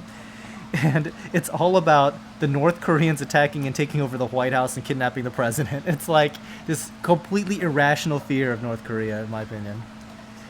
So, okay, next up, 104. And then I think like the new Red Dawn movie was the North Koreans attacking rather than the Russians. Side note, it was supposed to be the Chinese. And then the Chinese got upset about that, sent a letter that said, "You're not going to do that." And Hollywood basically said, "You're right, we're not going to do that." And they changed it from the Chinese in the movie to the North Koreans, which makes no sense if you think about it. I mean, Red Dawn is supposed to be communist, and I don't think that North Korea is communist. I think that's just like is it like a straight communist dictatorship? Because I think it's more of a... it's the only hereditary it's dictatorship. okay. Hereditary communist dictatorship. And I think the leader of the state is actually the dead grandfather. Yeah. So it's actually like a necropolis. It's weird. Weird. Yeah, maybe you should be scared of North Korea. All right, 105. They're like the necromongers from that, yeah, from Chronicles of Riddick. Okay, we're at 105. Yeah, so this is like a tiny little purple Acropora millipora frag. Okay. So we're going to move now into some easier to keep SPS, moving out of the acros entirely. 106 is a multicolored Pocillopora. These guys, I mean, Pocillopora, Seriatopora, which are the bird's nests, and stylophora, much easier to keep, much more tolerant of different lighting, different flow, probably this 50 nitrate, and yeah, you have a lot more leeway, and they're a lot more consistent in their coloration, if that was something that you were worried about.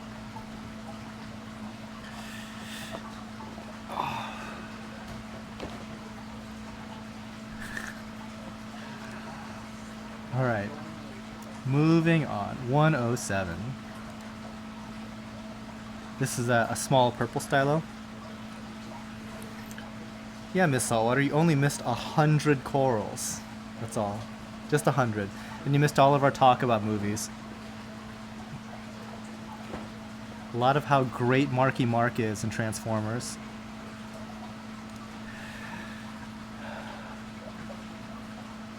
Okay, next up, 108. It's a larger purple stylophora.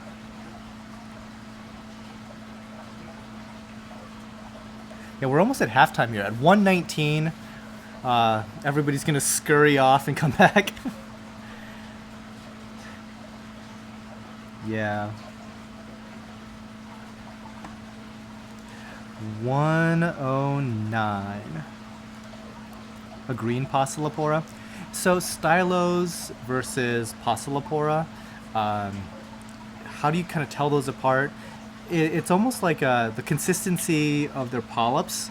Like, for some reason, like, Pocillopora look a little bit more edgy, I guess, whereas the Stylos tend to be a lot more like rounded and evenly distributed. So see what I mean? So this one here, like, pay attention to kind of how sharp it looks, if that's even a good descriptor, because the next one is a stylophora. So let's go to 110. It's a little rounder.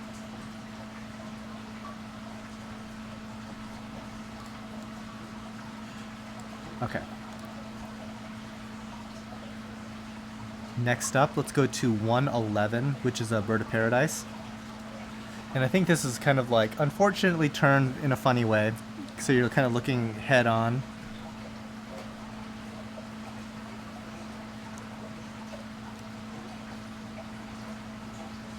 Next up, 112. It's a pink bird's nest.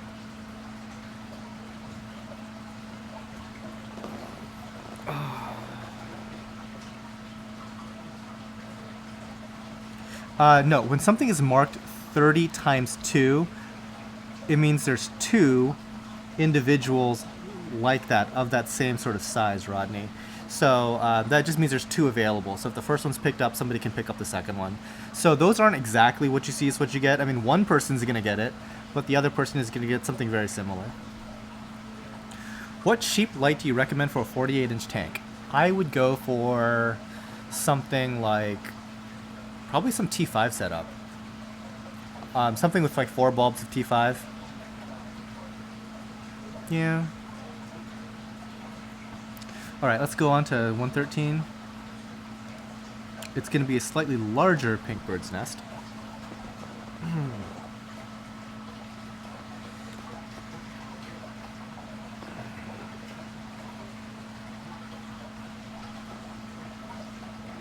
So I was talking to my importer friend about exporting corals. Because I said, you know, I receive questions all the time about exporting coral, and he said basically it's not worth it. But I said, well, you know, if we can just kind of set up something where the process could be made easier in X, Y, and Z way. And he said, all that stuff that you described makes sense. The problem is on their end. Like, there isn't a process in place for a lot of the countries, especially in the EU, for example, where they know how to handle this thing. So it'll get into customs and it'll just stop because they don't have a lot of the processes in place to handle that immediately. Like, when stuff comes into the US, there's like a Fish and Wildlife field office that knows how to like check all that paperwork, blah, blah, blah, blah, blah. Overseas, there's no guarantee that that stuff is going to be looked at anytime soon. So it might just stick around in holding for like days because there's no way for them to even process the paperwork. So like it kind of falls apart depending on which geography it gets sent to in weird ways. So again, it's something that we look into, but we don't look very hard at it, I guess. And the expense of it is going to be astronomical to have it actually shipped. 114. It's a small pink Pocillopora. This is actually a Varicosa. That's the species variety. They grow in like nubs. They don't branch quite as much. They grow like these like larger knuckle-shaped things. I didn't get a notification that the sale was going on. Didn't get a notification through YouTube? Or what? There should have been an email that went out Thursday, and there should have been an email that went out at 2 p.m. Eastern. That the thanks. If you're on our mailing list, if you're not on our mailing list, you can join our mailing list on that live sale page on Tidal Gardens. There's a place right at the top where you can put in your email, or check your junk mail. It might have gone there. Not sure. And we posted it on Facebook, which you may or may not have seen because of how Facebook works. We posted it on Twitter and Instagram.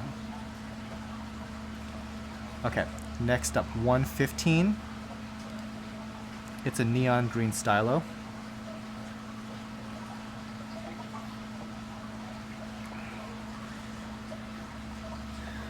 Okay,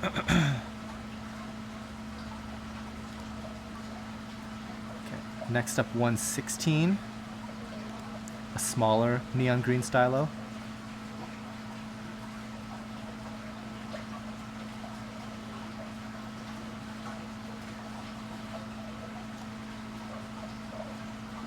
Okay, almost done with a lot of this SPS stuff. 117 is a large pink Pocillopora. So you can see how this is different than that Varicosa. So this would be a pink Pocillopora Damicornis, which is that's the species name, and so a lot branchier. So when I say a knuckle shaped, it's literally like if you took your finger and kind of like did this, that's about how big it would be.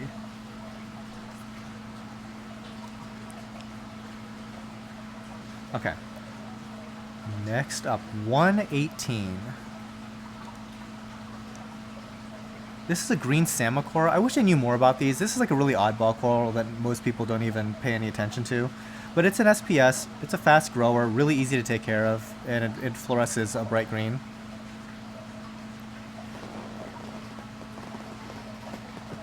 Do you still use the flashlight? Yeah. Okay.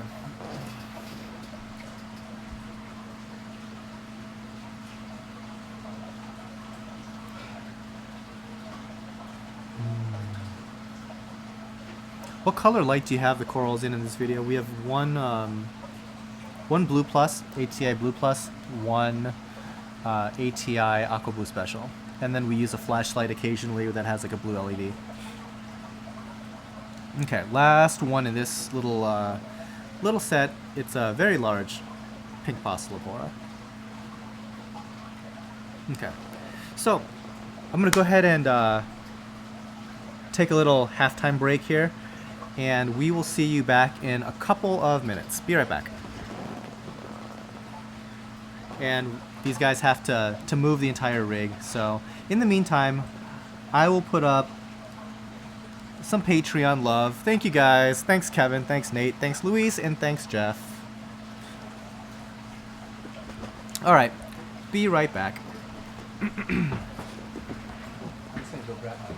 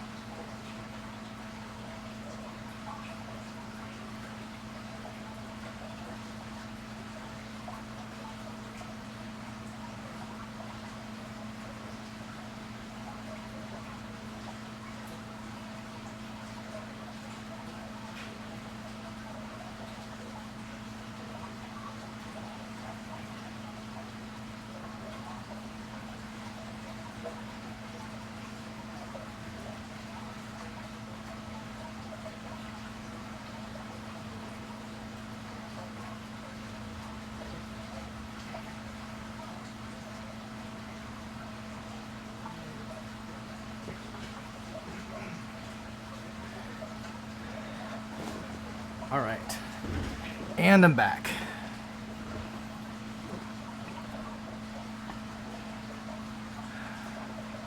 How long is the break gonna be? It's usually like a couple minutes only. So, in the meantime, while everybody's off to get drinks or whatever, this is how the live sale works. It kind of exists on both YouTube and TidalGardens.com. And to actually make purchases, you have to do it through the Tidal Gardens website. There's a section for the live sale. You'll see it. Shipping, flat rate, $39.99, or it's free, depending. And I know there's some locals that are seeing this for the first time. You can do pickups here locally rather than paying for shipping, just send us an email. Excuse me, and then we'll set something up.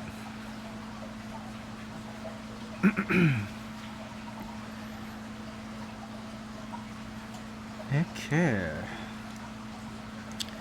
Yep, so that in a large part, what are we up to now? 120, I believe.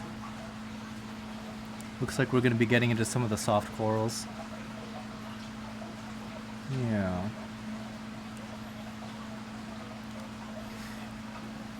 Okay, so number 120 is a waving hand Anthelia.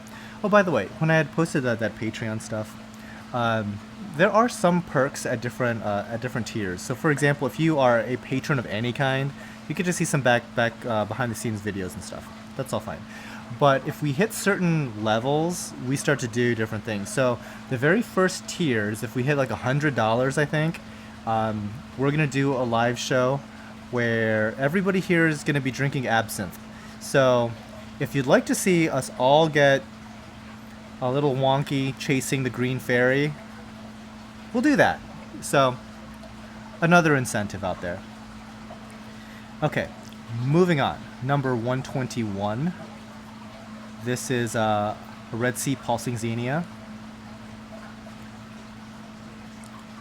And I've pretty much determined that these guys pulse more under brighter light. So these guys were moved from a different system entirely to be brought into this tank for live sale purposes. And in the other tank, they get a ton of natural sunlight. And like the pulsing that they do there is a lot more coordinated and a lot more rhythmic than what you're seeing here. So I think that lighting has quite a lot to do with it.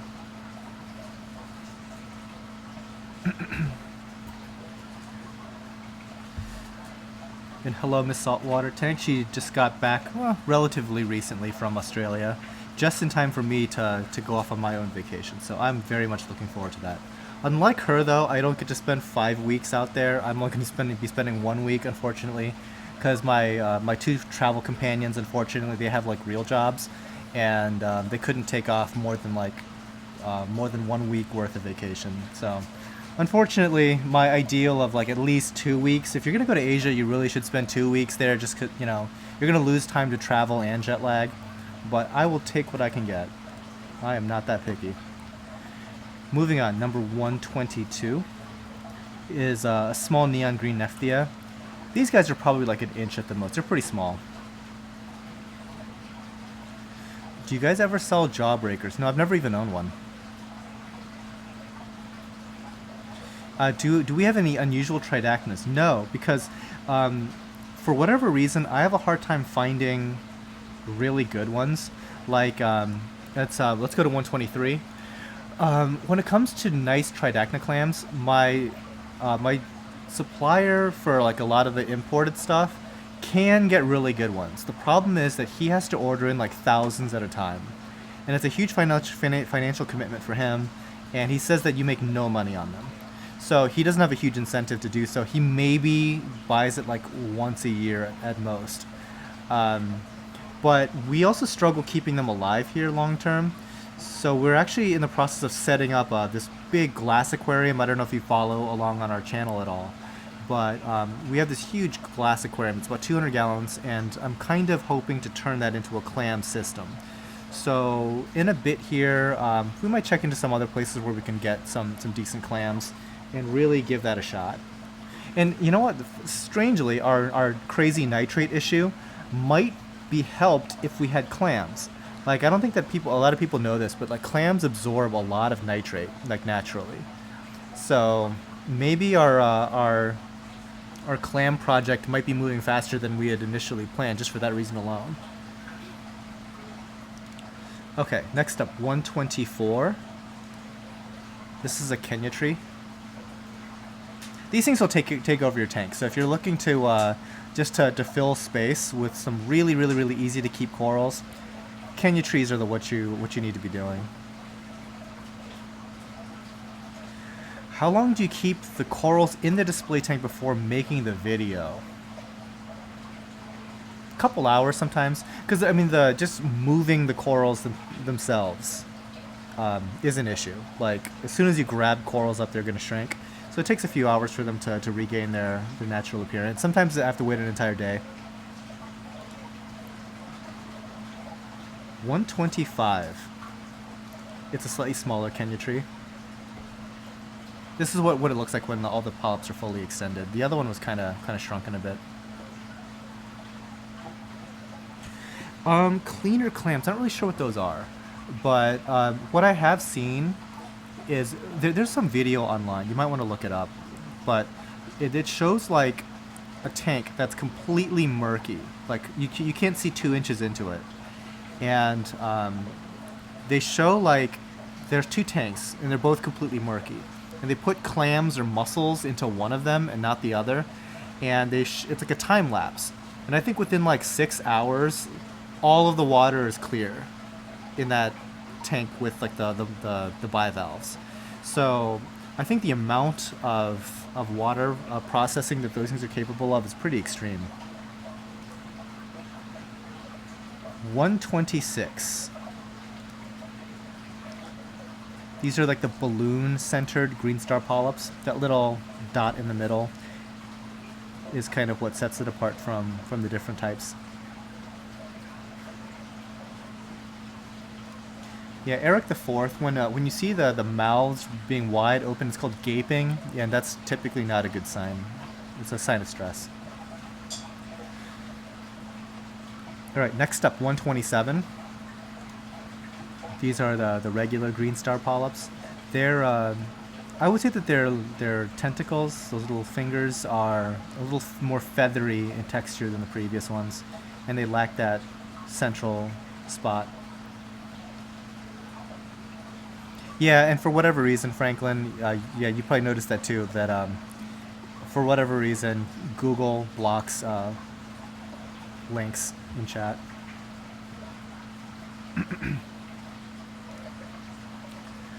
Let's see, next up, 128. This is a big pink sea fan. It's easily, what, 8-10 inches? Something like that. It's pretty big.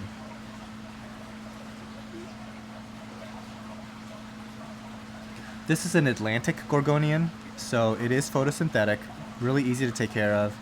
One of our customers had brought it in as a trade, and it was simply outgrowing his tank because I think that the original colony that he had brought in was almost like 2 feet tall. It was like growing almost out of the water.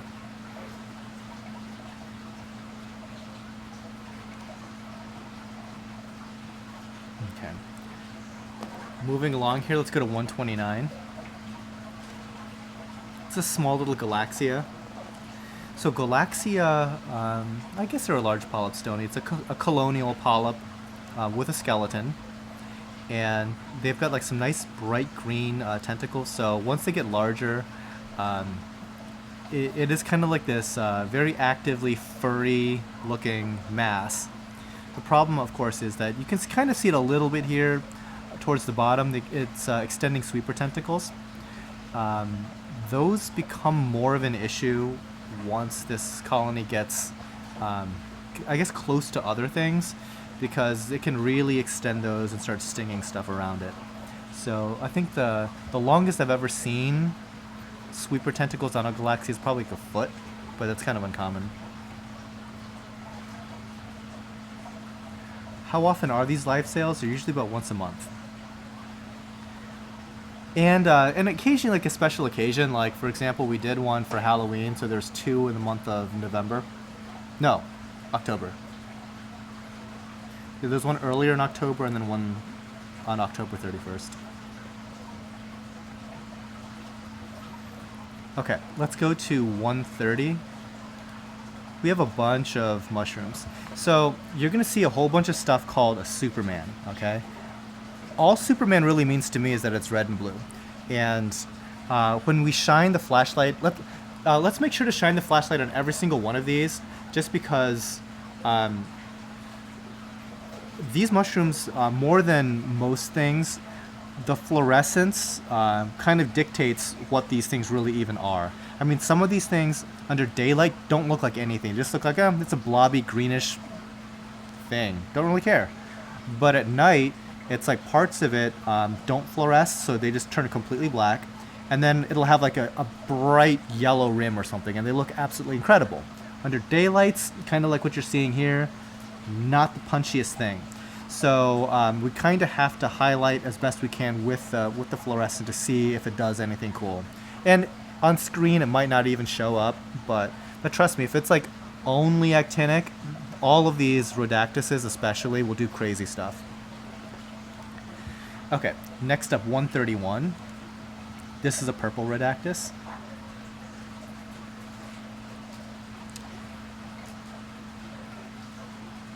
And yeah, like as we go, like there's gonna be stuff that's called, oh, this is a blank marble thing. I guarantee you there's probably not a repeat of anything despite the names being the same. They're all kind of uniquely patterned or colored in their own way.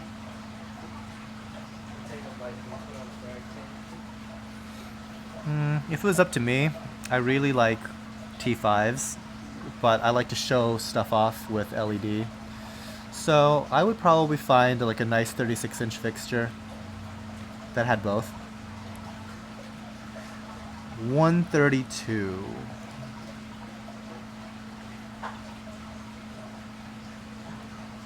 So if you didn't already know, like Rhodactuses tends to be like those hairier varieties of mushroom. If you're curious, like a bounce mushroom is a type of Rhodactus. That video got a lot of views.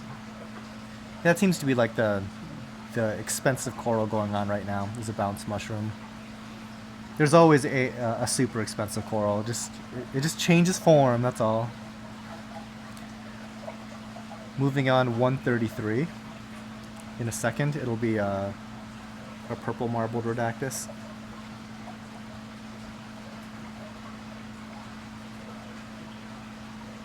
What would be a good coral for a low flow, low light spot in the tank? I would consider Acanthastrea or Blastomussa. Those are probably my top two choices.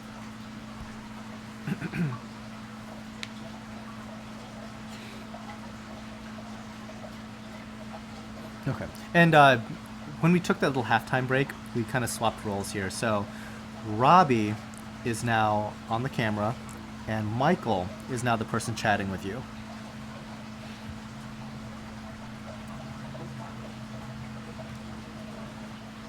Okay, let's go to 134. This is, like I said, a lot of things are going to be called Superman, a lot of things are going to be called Purple Marble. So this quote-unquote Superman, it's a little bit more purple, I would say, and has a lot more of that blue and purple concentration in the middle, whereas a lot of that reddish coloration is down towards the edge.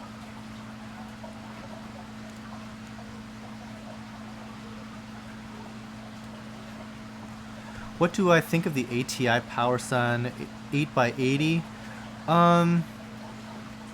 Okay, so 8 bulbs wide is really, really, really wide. So on a 24-inch wide tank, it's probably like not very good because of how wide it is. I think they make a 6 wide fixture that would probably fit better. One of my friends had like a 36-inch wide tank, and the 8 bulb fixture was pretty good on that. But that's a whole foot longer than your 24.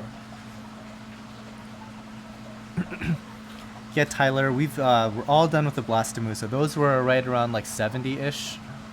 Item number 70-ish. 70s or 80s. 135.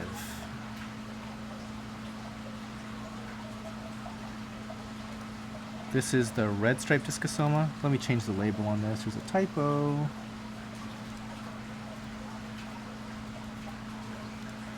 $135. It's a red striped discosoma. Discosoma are smooth in texture.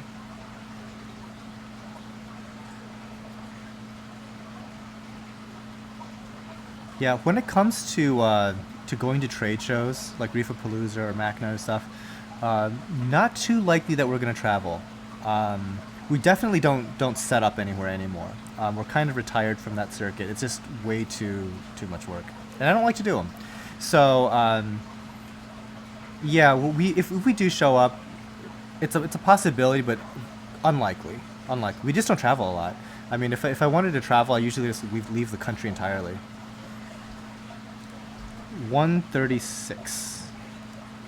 This is the lime green Rhodactis.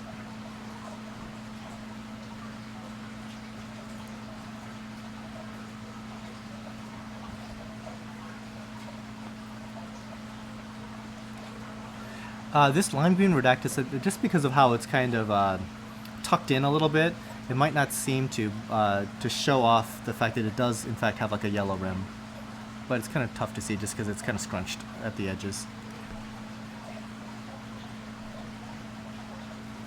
Okay, number 137, another Rhodactis.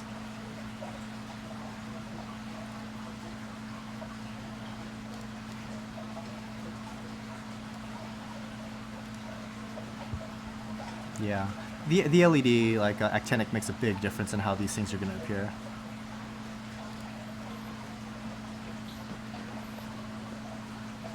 You know, we're making really good time. We're almost at the 2-hour mark. So I guess, wow, because I thought I was doing like really good on just moving through and not getting sidetracked on too many side stories, but I think we're going to still be about 3 hours. Okay, 138. This is a red marble discosoma, and almost all of the marbled parts are tucked in. So a lot of times they have like these big, like teal colored splotches, but you can only see the little spots in this one. You don't see like the long splotches. Does anybody know of any places where you can get large acrylic tanks for good, reasonable prices? I don't know. When it comes to acrylic, I don't purchase acrylic tanks. All of my tanks are glass. But if you kind of follow kind of the global energy markets at all, you'll know that the price of petroleum is like catastrophically low. It's like messing with a lot of world economies. Let's go down to 139. And one of the byproducts of the oil industry is like starting material for acrylic. And so for years, acrylic has been outlandishly expensive because of high oil prices.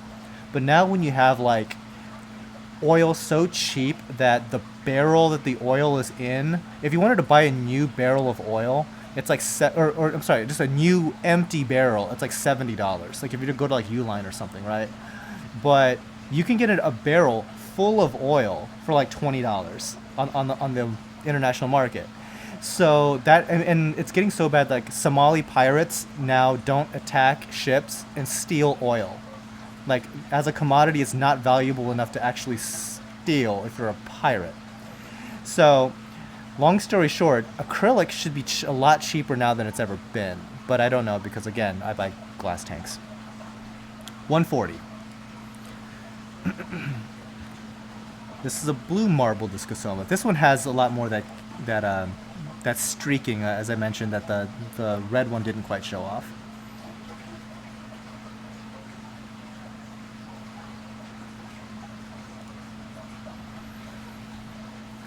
Okay, next up, 141. This is a candy stripe discosoma. So right now under this light, it looks very, I'd say almost like a reddish color. At night under LED, and you can kind of see it a little bit here when you get this flashlight, but it has a yellow fluorescence. So almost the entire thing turns like that candy colored yellow. So I think that like what you're seeing with the red is it's kind of a bit of an anomaly.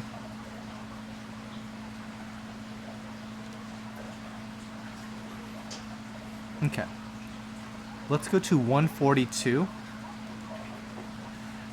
This is just a gigantic purple Rhodactis. It's got some interesting, I guess, yellowish highlights.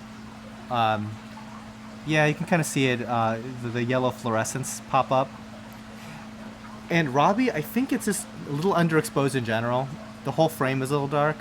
You could lighten that up a bit. There we go. That's better. And unfortunately, no rock flower anemones. They all run away. Let's see. Where would you recommend buying glass tanks? There's several really high-end glass companies. I don't know which geography you're located in, but if you're in North America, I would look at Miracles in Canada. I would look at Reef Savvy. I hear really good things about their tanks. There's a couple others that are kind of escaping my memory. I don't have a Reef Savvy tank, but I know some folks that do, and they're happy with it. I have a Miracles tank, and I'm very happy with it. Most of our tanks here are made by Great Lakes, typically because the price point is very, very good. But as far as like the build quality, like Miracles is way up there. Expensive though, but I think Reef Savvy is like even quite a bit more expensive than Miracles. Let's see. Okay, so let's go to 143. This is the lime green Discosoma, which it looks like it's just about to detach off of that rock. So he may or may not ship on a rock at all. So this is a big issue that people have with Discosoma especially. What tends to happen is that they detach very easily from substrate. Their grip on anything is kind of loose, and they're not like married to the rock that they're on. Like certain things have like a rock hard grip. These things kind of don't. So they're prone to just like letting go and floating around a tank, and that's almost a guaranteed way to lose one and just have it die. So what we always tend to do is put them in really low flow areas with rubble and allow them to attach to something. And if we do need to glue it down to something, we glue that little bit of rock that it got stuck to onto something, because you can't really glue the mushroom itself down very effectively. So always be mindful that whether you get one from us, get one from anywhere, always pay attention to the fact that these guys can let go, and you have to put them in lower flow areas with some pieces of rubble for them to attach to. Sometimes people use like wetting veil and stuff like that to really kind of attach them down, to kind of like force the attachment. But whenever we do that, like wetting veil starts to get algae on it, and it's a mess. So we don't do that. All right, next up, 144. Another one of these Superman varieties of Rhodactis.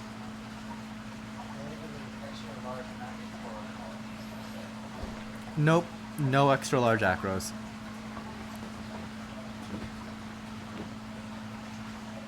They would be hard for us to ship, and it would probably not arrive in one piece, just in the shipping process. So if you fell in love with the shape of it, that's probably going to be disappointing if it broke. 145.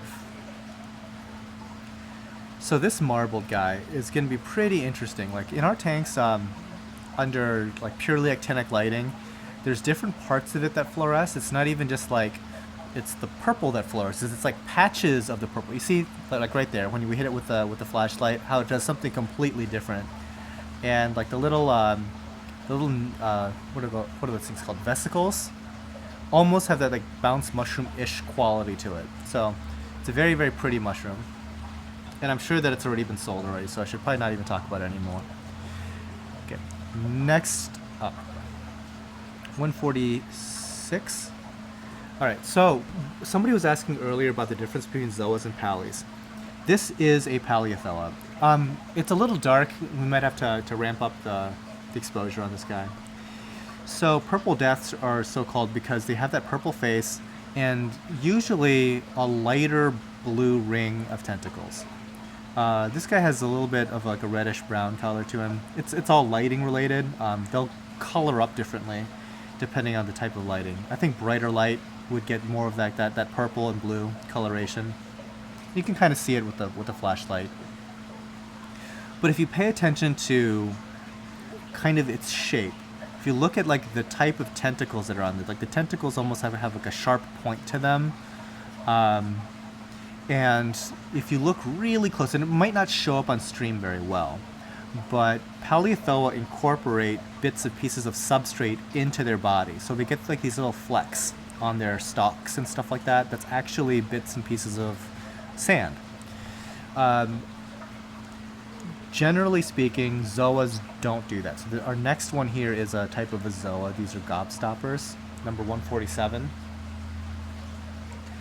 And so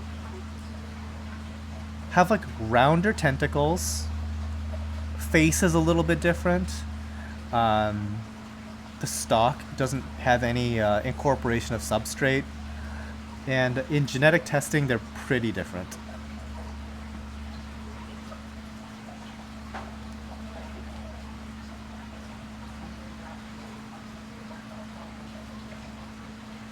Okay. Next up, 148, another zoa. So if you kind of remember back to what that purple death Paleothoa looked like, very different. But if you remember what 147 looked like, so that gobstopper, it's a very large size zoa in comparison to these much smaller polyps. So I think that's where you get that dichotomy, I guess, between when people call anything that's large a pally, and on our site even, like, we're hypocrites in that vein. It's like a lot of just bigger stuff gets lumped in as a pally, and we do that not because we're like bad at science, because we're not really scientists. We do that simply because Google search. People find corals based on what they punch into Google a lot of times. That's why we don't like to name corals. We like to use existing coral names whenever possible, because that's what people search for. So a lot of like the naming stuff is really going to be driven by, unfortunately, just market stuff, not necessarily what the correct terminology is. So when more people start calling it the right thing, we'll change our labels. Okay. Next up, 150.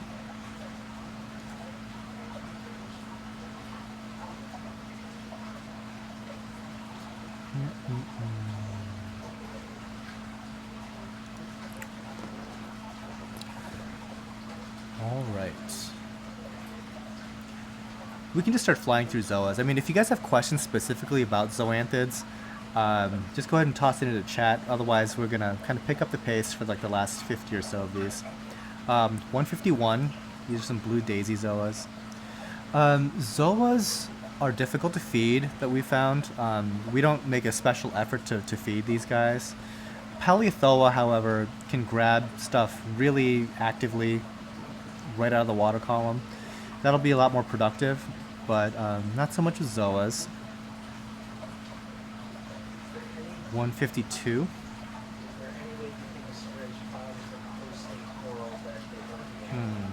How do you prevent clowns from hosting in anything?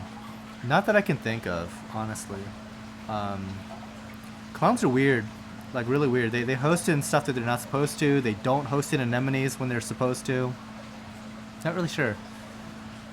Let's move to 153. Radioactive dragon eyes, very, very popular. This is a small little colony. See, I don't even know what you do about clownfish. Like, clownfish are incredibly popular, and they're my least favorite fish. They're so mean. They do dumb stuff. 154. Gauntlets. The gauntlets have a little bit of an orange middle. If you're noticing that, if you're seeing that, how are these things really that different? They're a little different. They're not a lot different.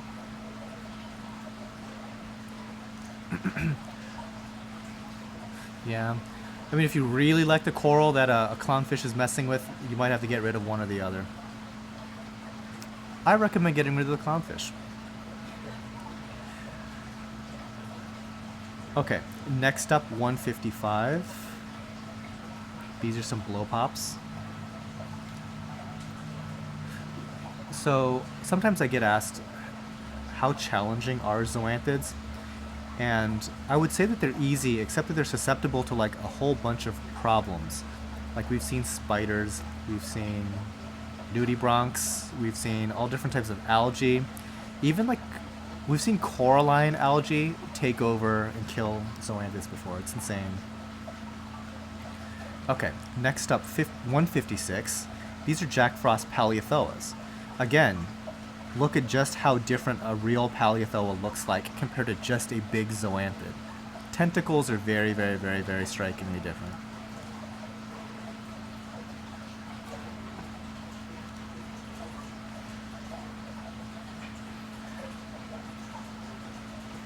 Okay, next up, 157. Some very popular Leonardozoas.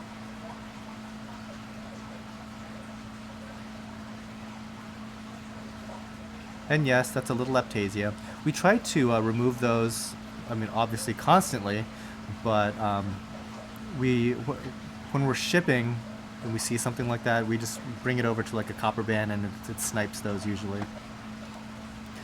The problem, I guess, is like some of those things are like so micro that the fish doesn't even see it. So in that case, tanks that have peppermint shrimp tend to do a little bit better. Okay, 158. These are metallic sunburst zoas, pink center with like this almost like a golden yellow rim that fluoresces yellow.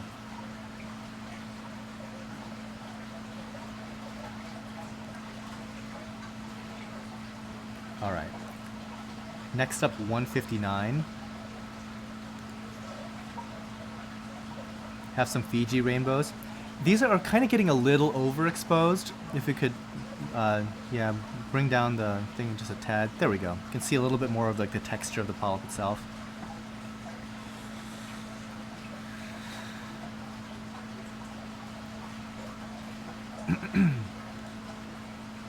Okay. Now we get into the fun of zoanthids that we don't have any idea what they're called. Number 160. If you know the names or if you feel like naming it yourself, go crazy. Number 160. I don't know what they're called, but they have kind of like a bluish purple middle and kind of like a rusty red rim.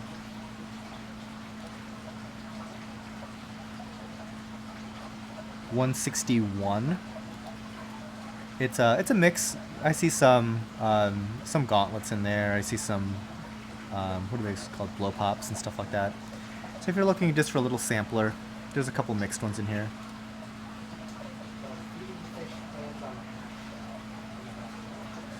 I've never done that, but you know, Sean, the personal trainer guy that works here, he does that for his copper band, and it's working out amazingly well to the point that I would like to start doing that myself. He feeds like one little like basically like a frozen grocery store clam, and like one per day, and they just devour it, completely devour it. So like the biggest issue with keeping copper bands for Aiptasia control is that they starve, because they actually need like a varied diet and consistently. So oftentimes, yeah, people just run out of Aiptasia for it and it dies. It starves essentially. So finding all these different nutrient sources is very important. Okay, let's go to 162, which is another mix.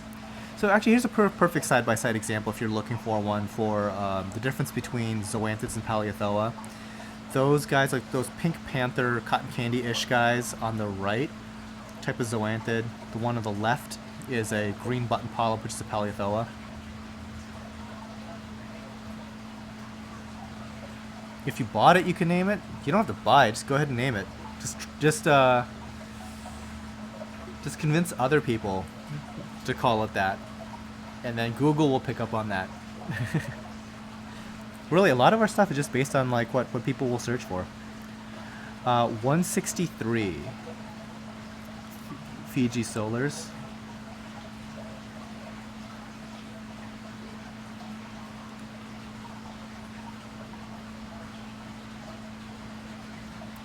Okay, next up, 164.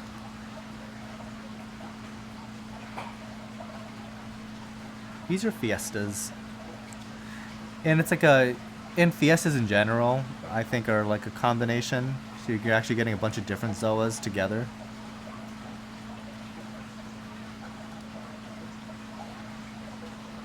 Okay, next up, 165.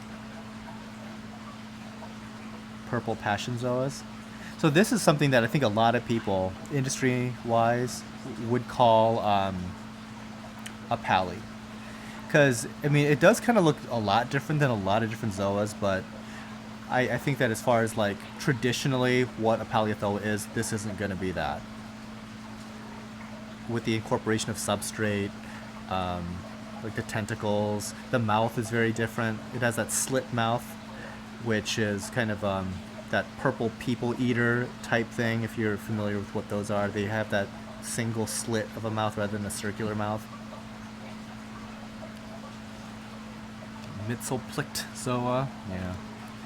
DC fans, 166 blow pop Zoas. Some more of them. A little bit dark. But I think overall this stuff is looking nice at this time of year. And like, again, I kind of can keep going back to that because it might be the last live sale until the fall where stuff looks good again. So I'm trying to appreciate it while it's here. 167 is a cotton candy Zoa when we get there. Gotta move the rig.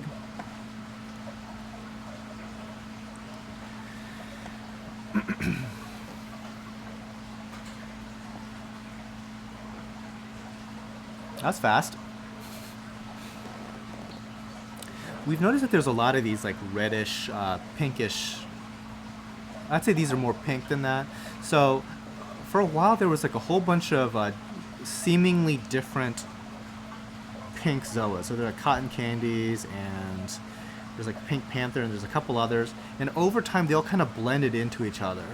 So as far as like naming goes, it's like, oh boy, which one was this again? And we kind of just started removing a couple from the website because it's like, if I can't tell the difference, I mean, nobody can, so nobody's gonna really care. But these things are all like really getting like foggy.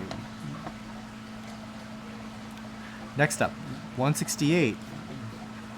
Don't know what these are,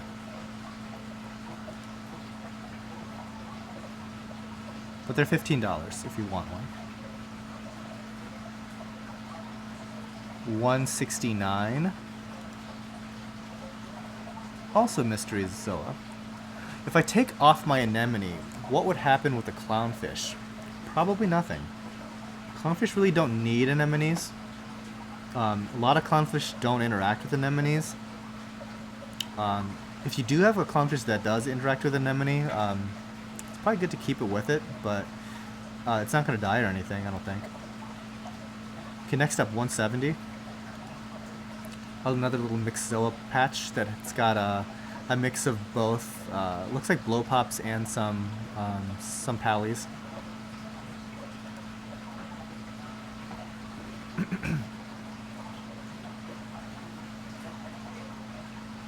Okay, next, 171.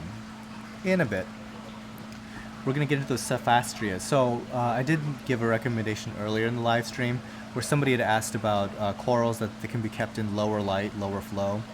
And Acanthastrea are pretty high on that list.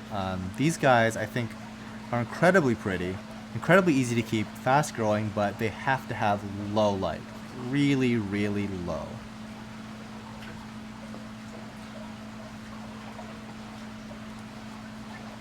Okay. Let's move to 172. It's another kind. They're both harlequins. This one is slightly more purple. It was kept in a different tank.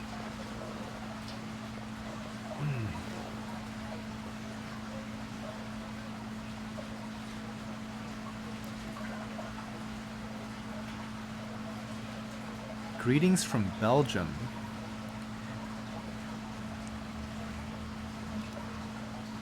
$173. And this is still yet another different type of harlequin Acanthastrea. This one's a larger one, but he's closed. 50 par is pretty low. Yeah, I think it would do fine in that. Let's see. I've never visited Belgium, but I would like to. In fact, I haven't been to Europe in so long. There's this outside chance that this fall, I might be going to some places in Scandinavia. I think that like my friends want to go to Norway, and I might try to give that a go. All right, let's go to 174. This is a different kind of Acanthastrea. It's a, never mind, it's dead. It got stung by something. See that? That's dead. Moving on. 175. It's a meteor shower. So sometimes that happens. Like we have, so we set out all these corals, and sometimes overnight, one of the fish or something like that will come and grab the corals and just like toss them into another coral, and then you just have like die off like that. So unfortunately, one of the corals got murked overnight.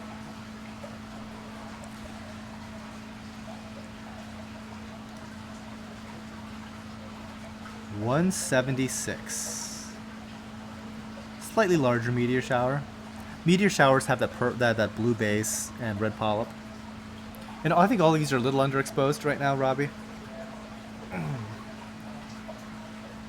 I'd like to go. I'd like to visit a lot of people in Europe. I think that for whatever reason, this channel has like a big European following. We'll have to do a meetup or something like that. I don't know how easy or inexpensive it is to travel between all the countries, but I would totally do like a meetup in any number of countries if you guys are up for it. That's assuming I actually go there. That's also a big if, but I'm hoping to. I might be broke. 177. Daglophyvites.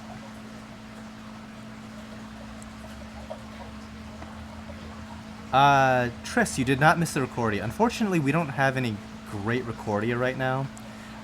In a bit, we might.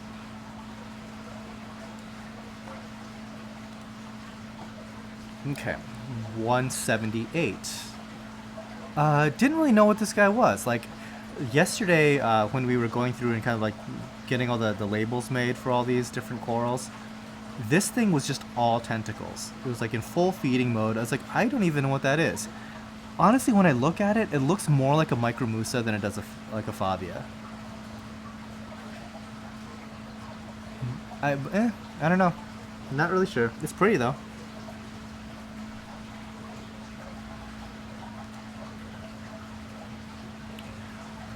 $179. This is an orchid Favites.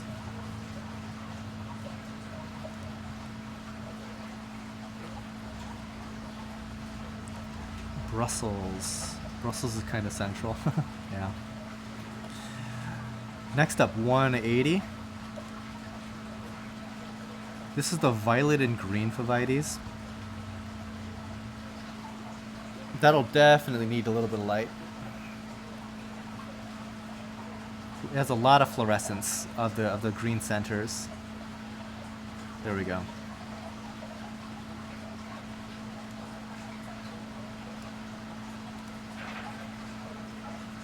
Okay, next 181.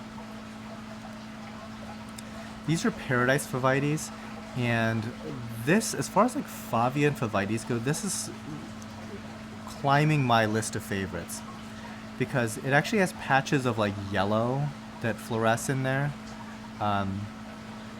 It's kind of difficult to see on stream, but it's kind of like this marble swirl of all these different colors, and each individual color doesn't really blend with all the others. So when you get a streak of teal, it's just the teal. When you get the streaks of red and just yellow, and it all just kind of mixes in there like that.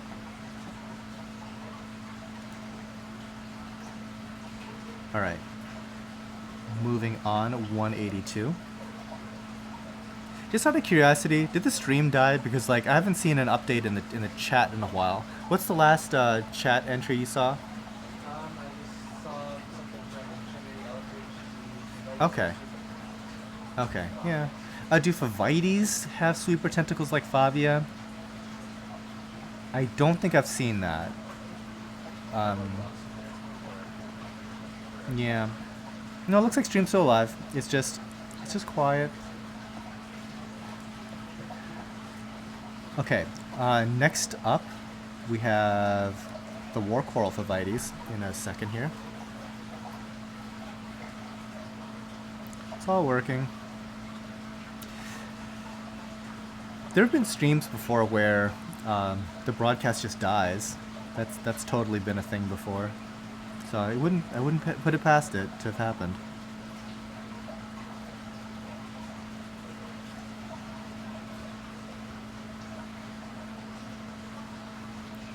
Yeah, the war coral.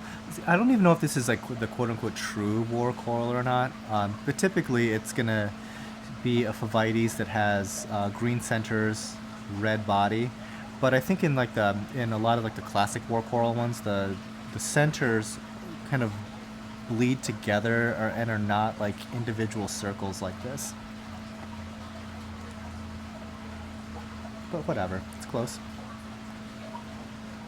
Okay, 184. This is a cobalt Phavites. Now, usually the cobalt Phavites, I personally think they're kind of boring. This particular specimen, though, is not, because I actually thought it was something completely different, because it's developed a red rim.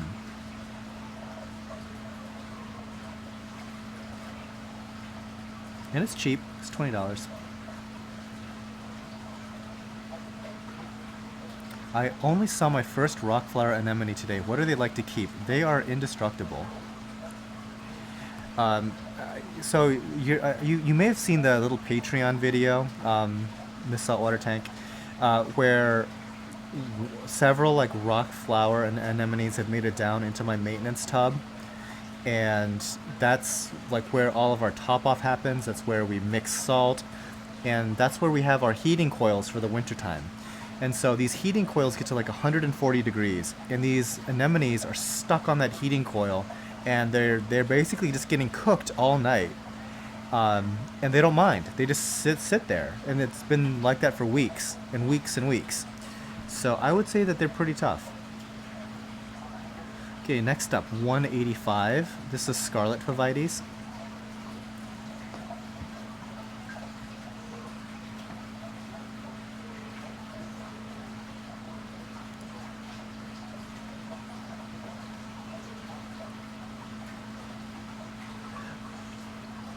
It's kind of easy to forget, but there was a time, it wasn't even that long ago, where we didn't have access, like as a hobby, to some of these like super bright corals. I mean, I remember being excited just to find anything that was green, because everything was just brown. But now, like we get like stuff that's just bright red, and it's almost like commonplace. It's like, oh, it's just a bright red grain coral. That would have been like impossible. That would be like a unicorn back when I started this hobby. 186, a white-eyed favia. Where do you get your coral from? We get it from a number of different places. There's a few importers that bring in some really high quality stuff that we like. We also get it from people that grow coral, just hobbyists really, and like a particular coral outgrows their tank. So depending on what that coral is, sometimes we're very interested in picking it up. Like Frogspawn, hammers, and stuff like that. We'll always purchase that locally, like from people, because those are one of those corals that actually doesn't ship that well, and so it's way better to purchase that stuff aquacultured from other hobbyists than it is to get it from an importer, in my opinion. So things like that, it kind of depends, and occasionally we're looking for like a very specific thing, so we'll go to like an individual person's tank and get it, that sort of stuff. 187. This is a dragon soul favia.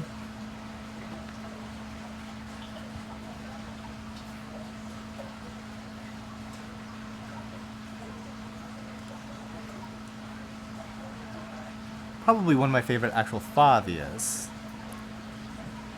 There's three of those like really bright punchy colors, that bright green, purple, and that reddish mauve color. The rotifers that we use are frozen. No golden torches. You know, I don't know if I'm ever going to get golden torches again unless I can find aquacultured ones, because the ones that come in from the wild almost invariably die on me. And they're expensive for me to get. So I'm not in a huge hurry for that. Okay, so next up, 188. They're Australian, and I'm not really sure where they're from in Australia, but yeah, when they get here, they look good for like a couple of weeks, and then they all start getting bacterial infections. So I am not high on golden torches. I did see somebody selling them, like that he had like a big colony that he had grown, and I would have been interested in purchasing something like that at the time. But Yeah, coming straight from the ocean like that, it's not on my shopping list. It's a big risk.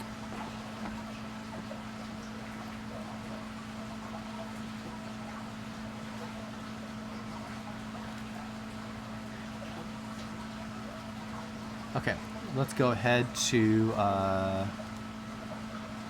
189.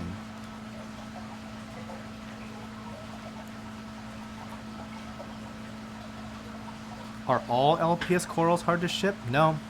And I think it's not even so much that they're hard to ship, it's that they don't do well with the international shipment. So coming all the way from like Australia or Indonesia or something like that, that's when they are really going to struggle. Just domestic shipping of one, not a big deal most of the time. Out to like 80-90% of the time, it's not a big deal. Tater tot, have we gone through mushrooms? Yes. I don't know what numbers, but if I had to guess, it would have been like in the 130s or 40s.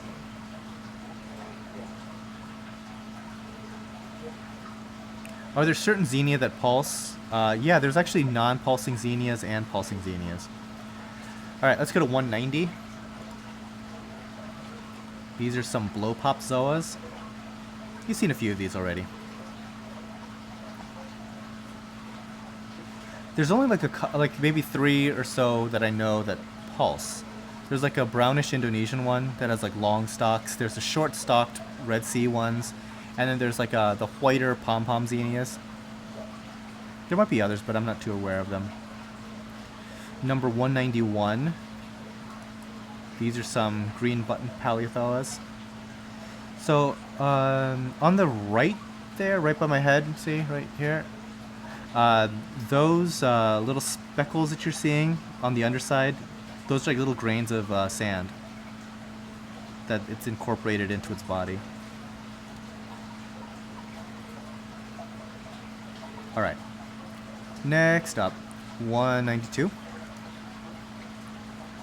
These are just pink zoas. Don't really know what they are. What xenia species pulse the most? I think a lot of it's going to have to do with your conditions, really. Like, the xenias that we have are Red Sea and also like the pom-poms. We kind of all just lump it all together. But they really pulse when it's bright sun and warm.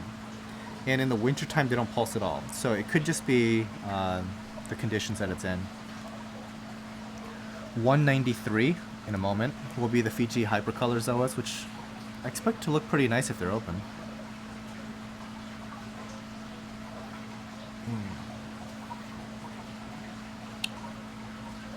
So how's the stream, guys? Is it lagging?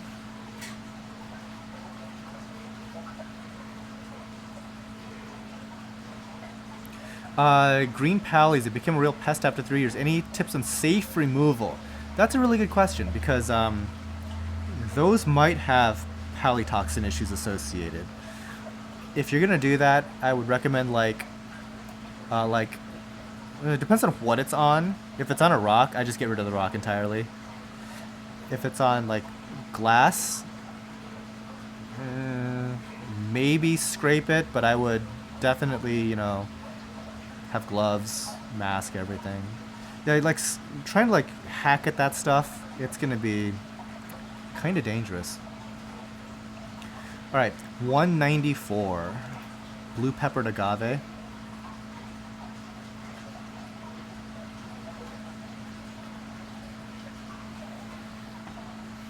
Okay.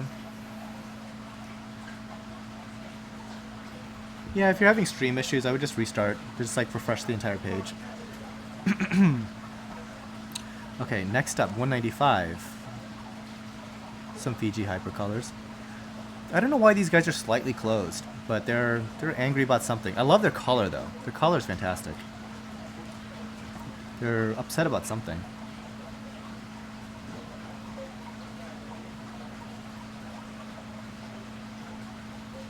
Okay, next up, 196.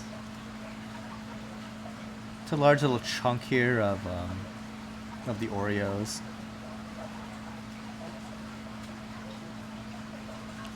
So no matter what you receive from anybody, it's always a good idea to do dips and stuff. I would recommend. So we use Coral RX here, So it might actually be a good idea for you to dip in something other than Coral RX, just to give it like a different look. There's some cool dip out there that somebody had just showed me that it's actually like a 6-hour dip. I've never tried that, but it's interesting. Might have to give it a try. Next up, 197.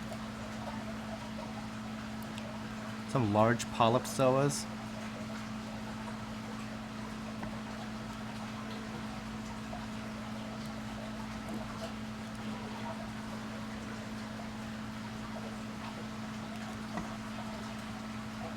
$198. We're getting towards the end.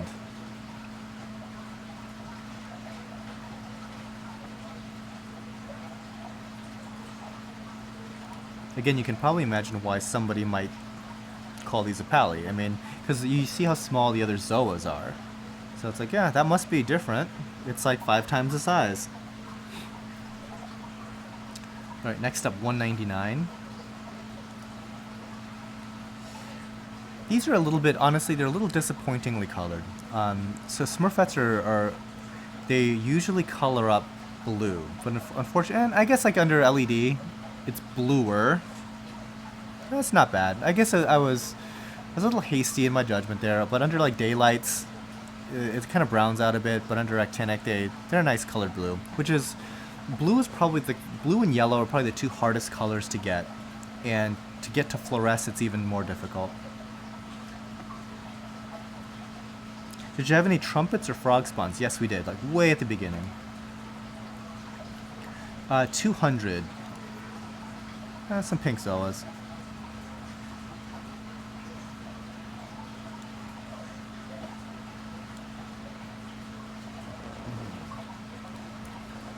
Okay, 201. You have some pink plasmas.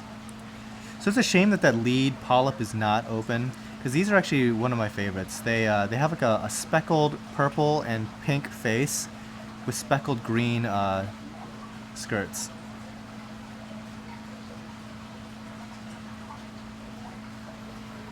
What type of corals branch like stags other than green slimer? Some of the forest green acros tend to do stuff like that. I'll take a look at those. Okay, next up, 202.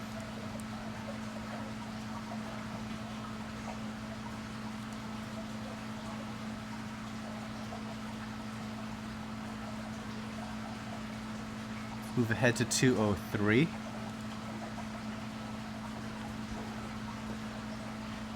And I think that's it, right? 203, that's the last one. And Sakurazoas, I think they're too subtle for their own good. They're like really cool, they've got really great coloration, but it's not in your face radioactive craziness coloration. It's all like kind of hidden. But anyway, that pretty much does it for our live stream. So thanks so much for joining us. Man, time flies. That was a little over 2 hours and 30 minutes. We blew through 200 plus corals. So I'm actually pretty confident that if I, tighten it up a little bit, we have enough space here to probably do something in the neighborhood of 225 to 250 corals on average. So yeah, that's kind of my goal, is to kind of like stretch it to that number within 3 hours. So anyways, thanks so much, you guys. Any last minute questions or anything like that? Anything at all? Thanks again to the Patreon crowd. Let's get the absinthe flowing. All right. So anyways, hope you had a good time, and we are out of here.